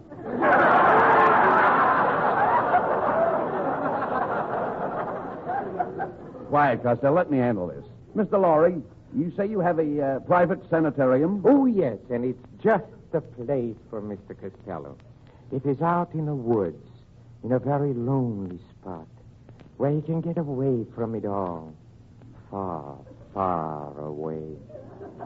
I don't want to get that far away. Get me close to the town now. There's a lot of people around me, too. Ring those bells. Blow those horns. Blow those horns. Please, Noise. I got to have it. When you're around, I got to have noise. But please, Mr. Costello, you're scaring me. I'm scaring you. Costello, there's no sense in shouting. That's right, Mr. Costello. Let us speak low. I don't want to speak low. I always talk loud. Hooray! Happy New Year! Get around, everybody. Here's some John Charles Thomas. On the road to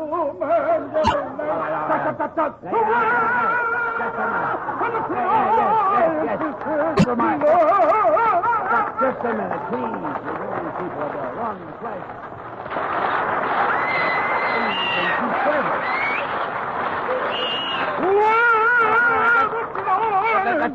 That's enough. Hey, they like it. Yeah, never mind. Look, pay no attention to Who is him. this Frank Sinatra? Will you? Never mind. Pay no attention to him, Mr. Lorry. I'll bring Costello out to your sanitarium tonight. Oh, yes, please. And at midnight, I hope. When the moon is down. No, tomorrow when the sun is up. Way up! Plenty of light, brother. Lots of light. We're going to turn on a searchlight. Costello, you're acting like an idiot. Yes, Mr. Costello. I have had thousands of patients at my sanitarium, and I've never had one of them complain. You know what that proves, don't you? Yes, sir. Dead men tell no tales.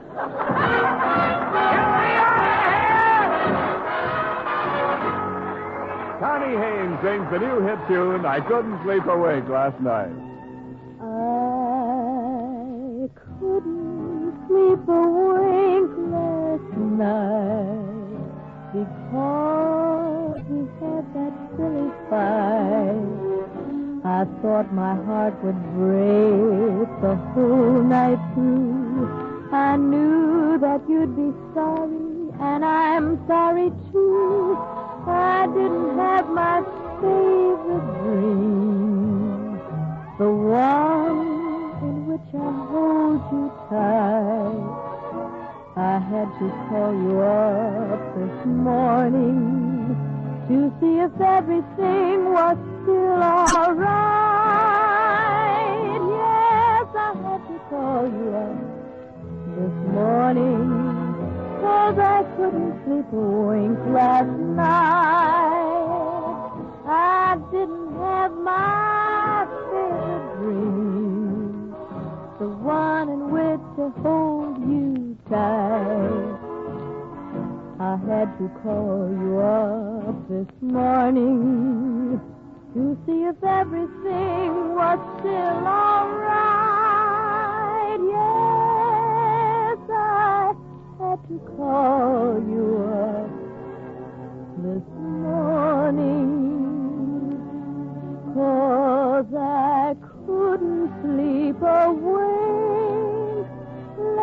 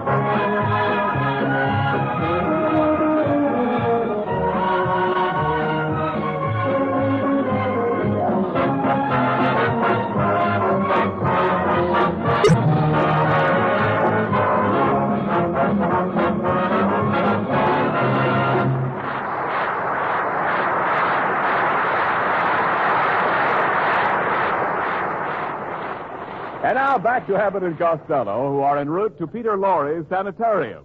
The time is midnight.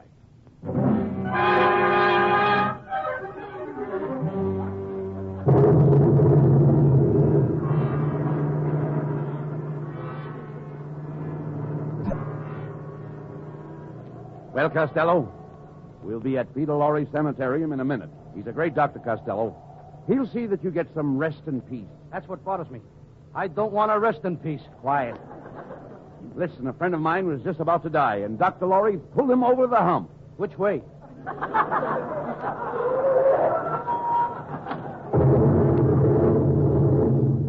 Well, here it is. Peter Lorre Sanitarium, 1313 Gravesend Road. What an address! Look at the sign on the gate. Deliver all bodies in the rear. All right, now stop complaining. Look how quiet and peaceful it is out here. That's the first robin I've heard this spring. Oh, shut up. Quite a part, wasn't it? You know, Lou, this is the kind of a place I've always wanted to visit.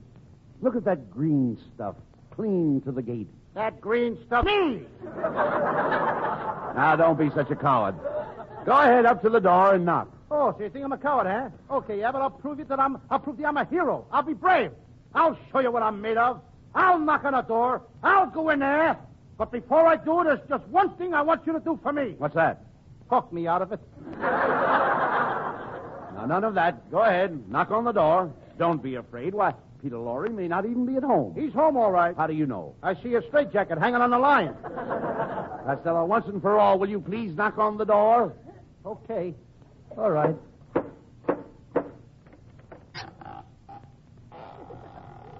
How do you do, gentlemen? Did you ring? No, I knocked.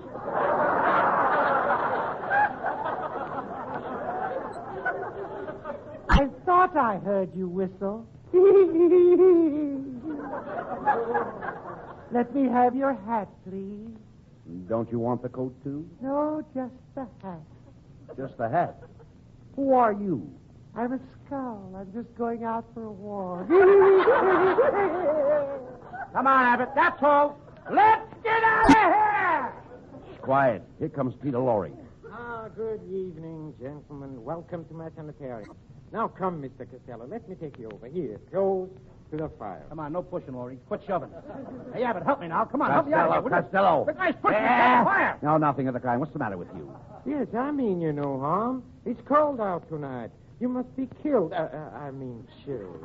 I heard you the first time, brother. Get what I'm calling brother.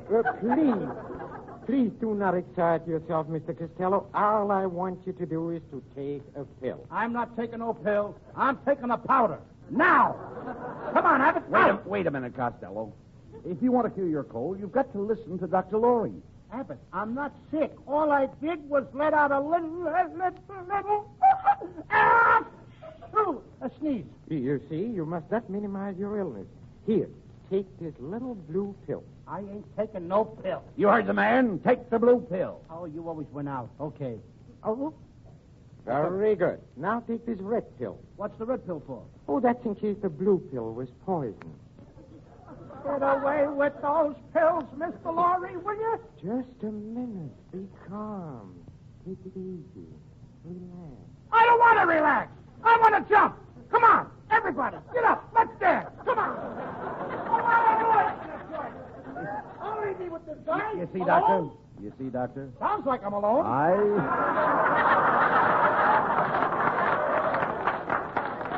You see, Doctor, I told you that Costello was in bad shape. What he really needs is some exercise. Oh, splendid. Let's go out and play some golf. Golf? At midnight? Oh, yes.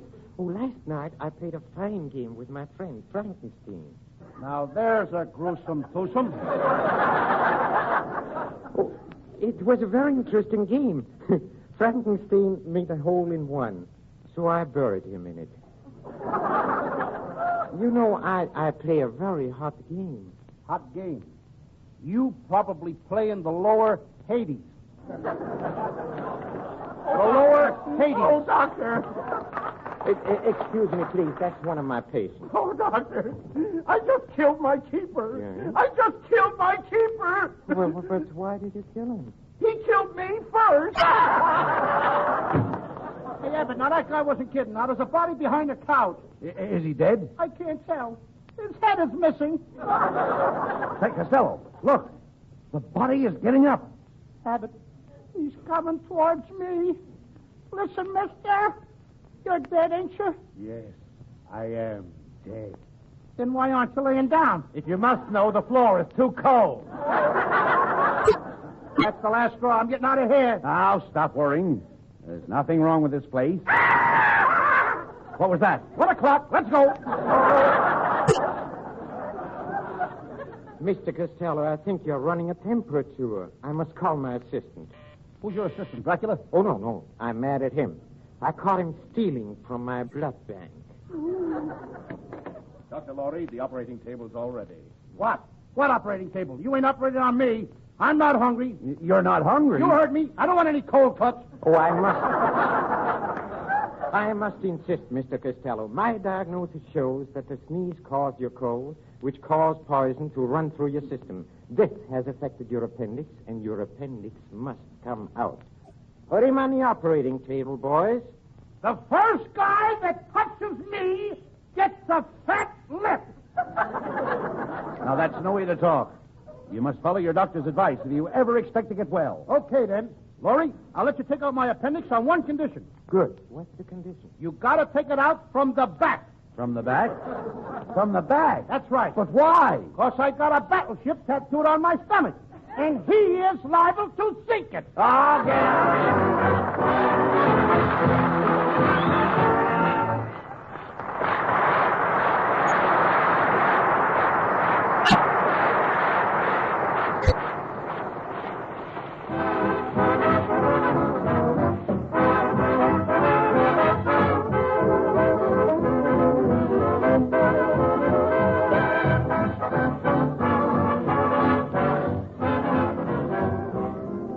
And now, here's Abbott and Costello with the final word. Thanks, Ken.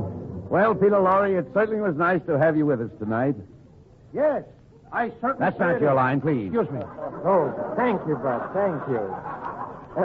Thank you, Mr. Costello. I hope you didn't mind coming to my sanitarium. You should come again sometime. I will, on Visitor's Day. Oh, another thing, Mr. Costello. You should take care of your cold. You see, flu flies, and in order to be free from flu, you must flee when flu flies. Say it again, Laurie. All right, I will. I mean without the script. Oh, get out of here.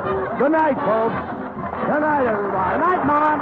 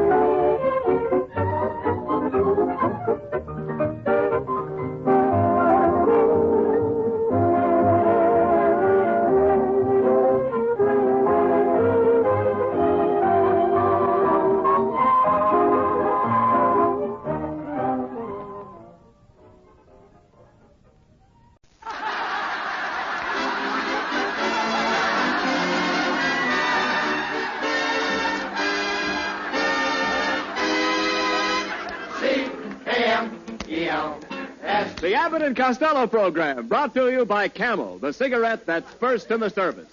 Camel stay fresh because they're packed to go around the world. Listen to the music of Freddie Rich and his orchestra, the songs of Connie Haynes. Tonight's guest, Harold Perry, the great Gildersleeve, and starring Bud Abbott and Lou Costello.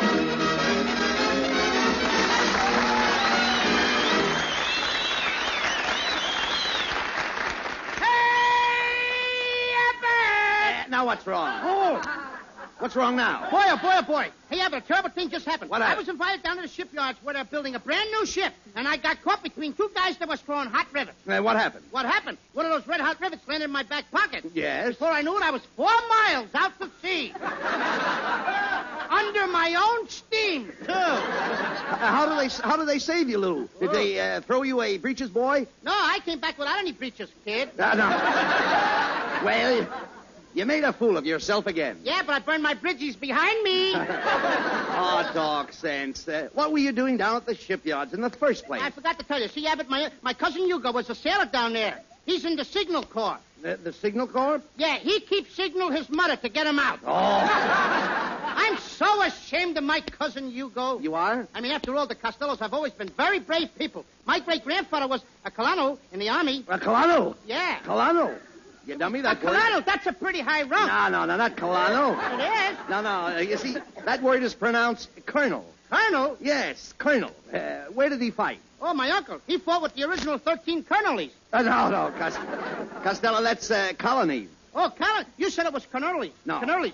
Now, make up your mind. Look, it's very simple. In military parlance, C-O-L is pronounced cur, as in colonel. Yeah. Don't you know that? Oh, no, I never went to college. Oh.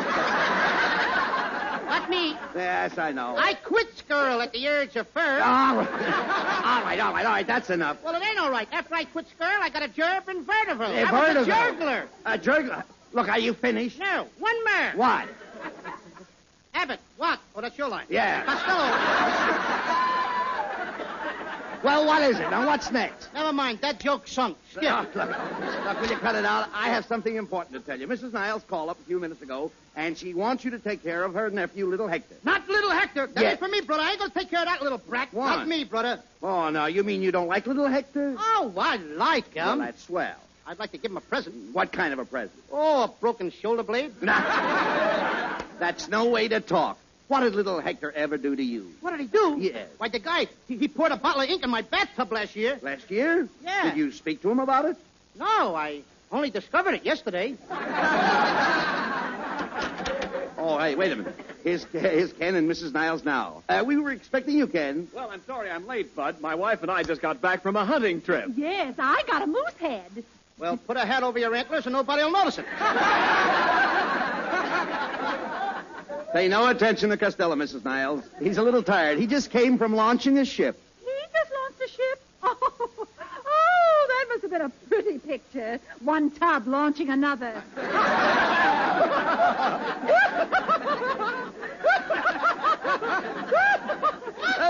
That was wonderful, dear. That was wonderful. What a clever remark. No wonder I go for you. Oh, and Kenneth, I go for you. I go for you. I go for you. Ladies and gentlemen, you have just heard from Mr. and Mrs. Gopher. Look, come on now. Cut it out, Costello. Say, Mrs. Niles, where's little Hector? Oh, he's outside playing. I'll get him. Oh, Hector, darling, come in here, dear. Yes, Annie Niles. I was looking for Mr. Costello's crazy cat. Who ever told you I had a crazy cat? Annie Niles. She said, wait till I get a load of your silly puss. See why I hate the kid? Oh, isn't little Hector cute? Oh, come here, kid. I think you're very cute, too. Come here, do me a favor. Yeah, what? Let me pinch your windpipe. Costello, now. Well, I mean, hey, Hector, look. Why don't you just walk around the block? And if you're not back in 3 days, that'll be fine. Okay. Oh, don't mind Hector, Mr. Costello. He's just playful. Why, the other day, he gently kicked me in the face. Mrs. Niles, I hope he didn't knock any of your teeth out. How could he? She had him in her back pocket all the time. Come, Kenneth. We'll be back for Hector tonight. Oh, now listen. Now, look, I'm not going to get stuck with this kid, Hector. Now, look, Hector, come here. Go on home to your mother, will you, kid? But my mama ain't home. She's downtown buying a gun for my old man. Buying a gun? Did your father tell her what kind to get? No. He doesn't even know she's going to shoot him. Hey, Abbott, now, I tell you, this kid is dangerous. Oh, come, he's only playing. Playing? Yesterday, he stuck his grandfather's head in the stove and sang, "Smoke gets in your eye." Hector, that was a terrible thing to do. Yeah, it was. It put the fire out. Little Hector, listen, I know a very good game. I'll tell you what I'd like to have you do. I'll turn on the electric fan, and you stick your hand in it. No, that ain't going to hurt much. No, I want to play cowboys and Indians. Look, I brought my BB gun. Don't point that gun at me. It might go off. I even told the kid not to point it at me. All right, take it easy. Hey, Abbott. What? He shot me right in the eye. Are those BBs in your face? Well, it ain't caviar. Here, kid, give me that thing. I'm going to shoot the rest of these BBs right out the window.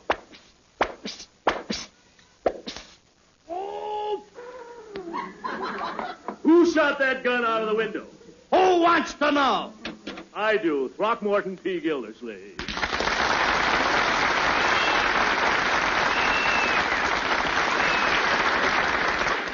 Mr. Gildersleeve, those shots were an accident. Where did he get you? Between my bay window and the back porch. And furthermore, one of those BBs lodged in my head. Lodged in your head? I don't believe it. Shake your head once. All right, I will. He's right, Abbott. Can you imagine a little BB all alone in that big head? You got a lot of nerve to talk about my head. The last time I saw a head like yours, it was in a bottle.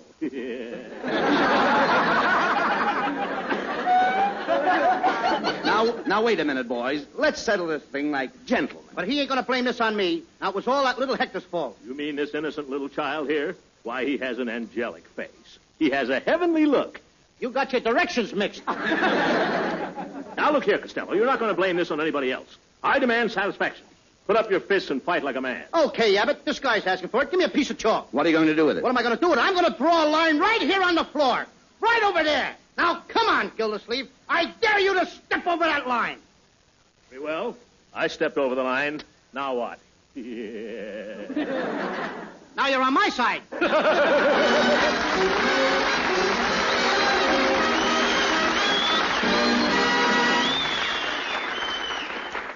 Blacked out and loaded with munitions, the commando transport plane rises up over the hump, north and east over the mountains to China.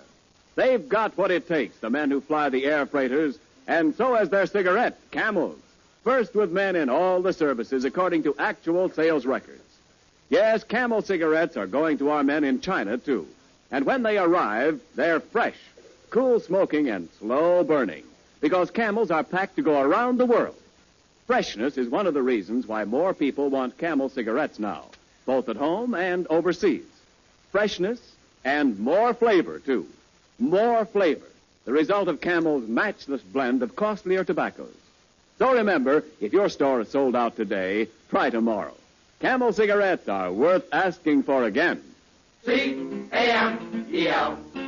Camel cigarettes.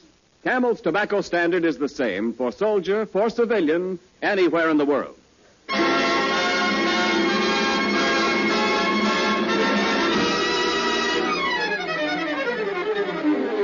Freddie Rich and the orchestra dancing in the dark.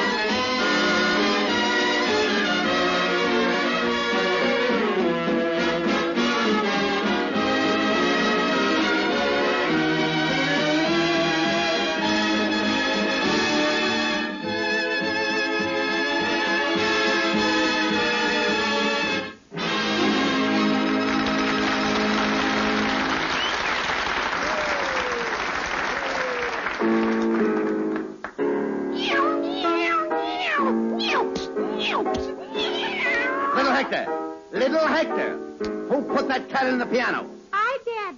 My teacher told me to practice kitten on the keys. Now, Abbott, I told you to keep that kid quiet. I can't sleep. The noise makes me restless. Oh, that's just your imagination. No, it ain't, Abbott. I was so restless that I tossed until my nose got caught in my ear. You got your nose caught in your ear. Why, Yeah. that's terrible. Sure, I sneezed and almost blew my brains out. Oh, now who is that? Come in. Good afternoon, Mr. Abbott and Mr. Costello. There's Lipple Hector here. I'm Pommy Pumpkins. I live 2 blocks down the street. You live 2 blocks down the strip? What kind of talk is this? Mr. Costello, that's the way Tommy talks. He can't say the letter T. He makes it sound like a poof. Do that again. It's very cooling. Look, what did you want with little Hector, Tommy? I came over here to practice my music with Lipple Hector. See, I brought my trumpet. Trumpet? You mean trumpet? That's it, the trumpet. Abbott, this guy sounds like a nitwhip. But Tommy is a very good trumpet player. You said it. Mr. Costello, you're talking to the most terrific trumpet player that ever pooted a pirate trumpet from Timbuktu to Tennessee. You want to hear me play a poon on my trumpet? No. Well, how about the clarinet? I play the clarinet, the trombone, and the poobah. Oh, no, you don't play the poobah. A poobah's what you keep your toothpaste in to brush your peep. No. Now the guy's got me talking like that. Costello, please, don't make fun of Tommy. He comes from a very high-class family. He was born with a silver spoon in his mouth. Then why don't he take it out when he talks? Oh, come on, Lipple Hector. Let's play a Lipple poon. Mr. Costello, you want to hear Cole Porpoise Night and Day? Night and day? Why don't you play Pip-Po Pruda Pulis? Oh, that's great. Follow me, Lipple Hector. In tempo. 1, 2, 3. That's enough, brother. I said that's enough, brother. Will you guys shut up? Cut it out! Break it up! All right. Look, Hector, why don't you and your friend Tommy go out in the yard and play? Yeah, here, you can have my football, the one I used when I used to play with Marquette. You played with the University of Marquette in Wisconsin? No, with the Fish Marquette in Glendale. Oh, Hey, Abbott, look. Come on, kids. Now get out. Get the kids out, will you, Abbott? Look, go on out in the backyard and I'll show you how I used to kick the ball. Now, look. I'm going to show you the kick that won the great big game. Here. Hector, you hold the ball. I'll kick it. Abbott, you catch it. But suppose you kick little Hector's head. Well, you'll have to catch that, too. Oh. Okay, kids, get ready. Here we go.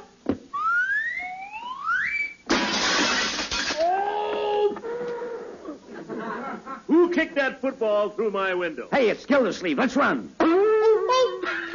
Now, what's the matter? What's the matter? Abbott, that darn clothesline. Did it get you? No, I always wear my nose side saddle. Did it get me? Don't you try to run away, Costello. You kicked that football through my window. It bounced off my high boy and put a nick in the leg of my secretary. Your secretary? Yeah. An old Duncan Fife. Where does she get that stuff? My secretary's been in my family for 200 years. Faithful, isn't she? Oh, keep quiet, Costello. Well, look, Gildersleeve, the whole thing was an accident. Costello was just showing us what a great football player he was in school. In school? Mm-hmm. Costello, who'd you ever play for? Subnormal? Did you ever have that laugh dry clean? Don't try and evade the issue, Costello. You're talking to the greatest football player who ever went to Princeton. All right, prove it. Where are your football pants? Well, that shows how stupid you are, Costello. Footballs don't wear pants. Say, Gildersleeve, did you ever play in the Princeton-Yale game? Oh, I'll never forget that game, Abbott. I can still picture myself sweeping down the field. I swept over the 50-yard line, over the 40, the 30. I swept past the 20-yard line. As I was sweeping toward the goal line, it happened. Were you tackled? No, he broke his broom.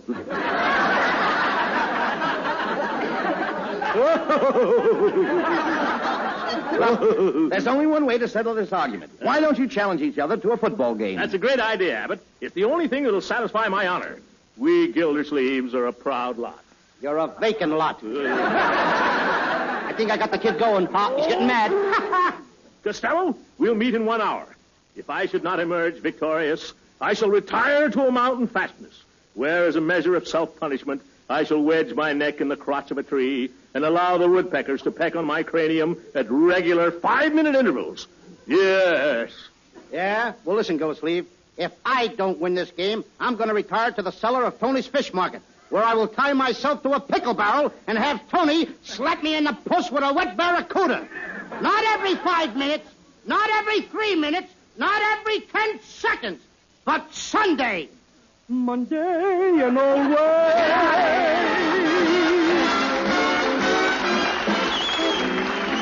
By special request, Connie Haynes repeats one of the top tunes of the season, Shoo Shoo Baby. Shoo, shoo, shoo, baby. Shoo, shoo, shoo, baby. Don't cry, baby. Your papa's off to the 7 seas. Don't cry, baby. Don't sigh, baby. Bye, bye, bye, baby. When I come back, we'll live the life of peace. It's kind of tough now to say goodbye this way. Papa's gonna be rough now, so he can be sweet to you another day. Shoo, shoo, shoo, baby. Shoo, shoo, shoo, baby. Don't cry, baby. Your papa's off to the 7 seas. Don't cry, don't sigh. Baby's here a-waiting for her papa. Don't cry, don't sigh. It seems nothing will ever stop her. Shoo, shoo, shoo, shoo, my baby.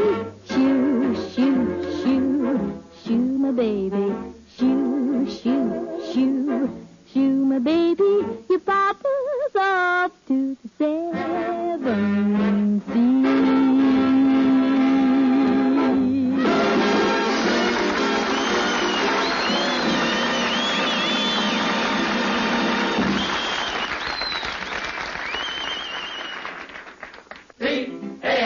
C-A-M-E-L-S. Camel cigarettes. They're first in the service. They've got what it takes. Good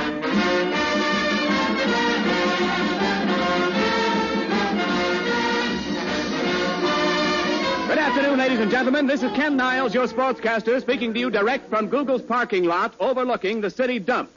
There is a strong wind sweeping across the field at this moment, and most of the crowd is leaving. We are about to give you a word picture of this great football classic between the Gildersleeve Nanny Goats and the Costello Morons. No, pardon me, that's Maroons. And now, for a last-minute interview, we take you to Lou Costello's dressing room. Take it away, Flash Farrell. Thank you, Ken Niles. Phew. This is Flash Farrell, speaking from the Morons' dressing room. That's me, folks. Mr. Costello, I understand that this game is the result of a personal challenge. Is it true that you don't know the meaning of the word trepidation? That's right. And is it true that you don't know the meaning of the word cowardice? That's right. You're pretty brave. No, I'm pretty ignorant. Take it away, Ken Niles. Thank you, Flash Farrell. And now, for a word from the opposing captain, we switch you to Gildersleeve's dressing room and Red Harbor. Thank you, Ken Niles. Here we are in the Nanny Goat's dressing room. Gildersleeve looks in great shape. Say, Mr. Gildersleeve, I see you're wearing your old school sweater. Oh, yes, Princeton University. Yes, sir, I was the biggest PU man on the campus. Phew. Thank you, Gildersleeve. And now, back to Ken Niles. Okay, Red Harbor. Both teams are coming on the field now, and we switch to Bud Abbott. Right, Ken Niles. Now let's listen to Gildersleeve's Nanny Goats singing their alma mater. Mammy, Mammy, the nanny goats you'll find will always come from behind for Alma Mammy. Phew. Phew. And now on the other side of the field, we pick up Lou Costello's band and glee club.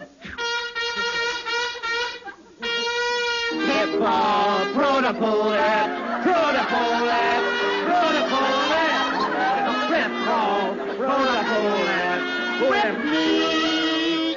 Peep, peep, peep. Just a minute. Costello. Costello, what do you think you're doing here? Now, don't bother me now, Mrs. Niles. We're going to play football. But where's little Hector? What do you think we're using for a football? Gotta play again, don't we? Costello, the game's about to start. Where's your football helmet? I don't need a helmet. But how are you going to protect your head? I'm wearing my hair piled up this season. Well, folks, the moment is here, and we take you to the midfield stripe where the opposing captains are shaking hands in their usual friendly manner. Oh, I warn you, Costello. You try to carry the ball through my line, I'll climb you like a tree. And a monkey like you can do it. Costello, remember sportsmanship. I'm not afraid of him, Abbott. Listen, Costello, I'll hit you on the top of your head so hard I'll drive your head down into your ribs. When you open your eyes, you'll think you're in jail. Jiggers, the cop! No, come here. That's the referee. Cop, no more patrol wagons. No, that's the referee. Last time I had to stand up. No, that's the referee. All right, boys, let's start the game. All right.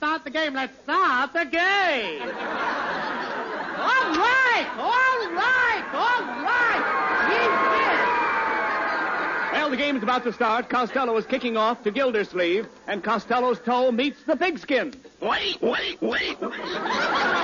Gee, that was a great kick, Costello. Gildersleeve's got the ball. Go ahead and tackle him. Okay, I got him. Costello, are you double-jointed? No. Why? And I think I broke your leg. The joke's on you. I always wear my leg in my back pocket. Hey, I don't like the way you tickle, Gildy. You mean tackle. You don't know your football. I mean tickle. You don't know your mustache. Come on, Gilly, let's start the play. Right. Signals. 1, 2, button my shoe. 3, 4, shut the door. Hike! Costello, Gilly's running around his own end. He's running around his own end? That's a neat trick if he can do it. But quick, grab him. Come on, grab him. Ooh, ow! Referee! What is it? Did you see what happened? Yes, I did, and I penalized you 15 yards for interference. Interference? Gildersleeve kicked me right in the puss. I don't believe it. You wouldn't do a thing like that, would you, Gildy? No, Uncle Ralph. Uncle Ralph, this is a frame-up. Look, stop complaining, Costello. It's your turn to carry the ball. Now, let's see you make a touchdown. Okay, Abbott, watch me. Signals. 1, 2. What comes after 2? 3. Oh, 3. Good. I knew he went to subnormal. Look, I'll call the signals. 1, 2, 3, 4. Say, Costello, what comes after 4? 6. No, it's 5. Oh. How do you know? I got my shoes off. I'm counting on my toes. Get ready, then. Signals. 1, 2, 3, 4, 5. Hike! Oh, boy. I got the ball, Abbott. 1 tackler down. 2 tacklers. 3 tacklers. I'm going to make a touchdown, Abbott. No, you won't, Costello. I'm right in back of you. I got you. Uh-oh. Abbott, we can't lose now. Why not? I'm out in the open.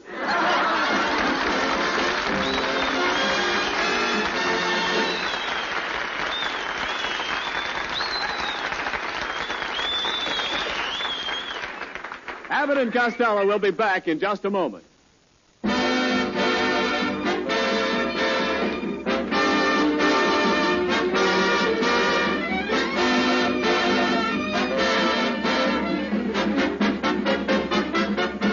And now, here's Abbott and Costello with the final word.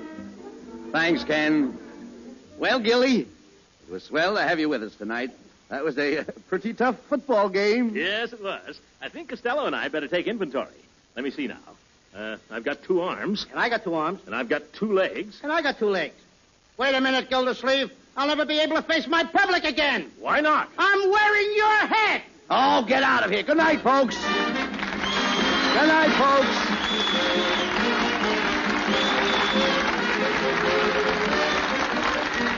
Good night, neighbors.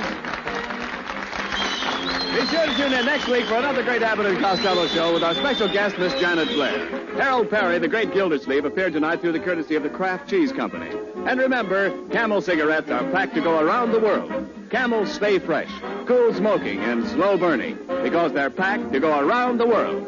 This is Ken Niles wishing you a very pleasant good night from Hollywood.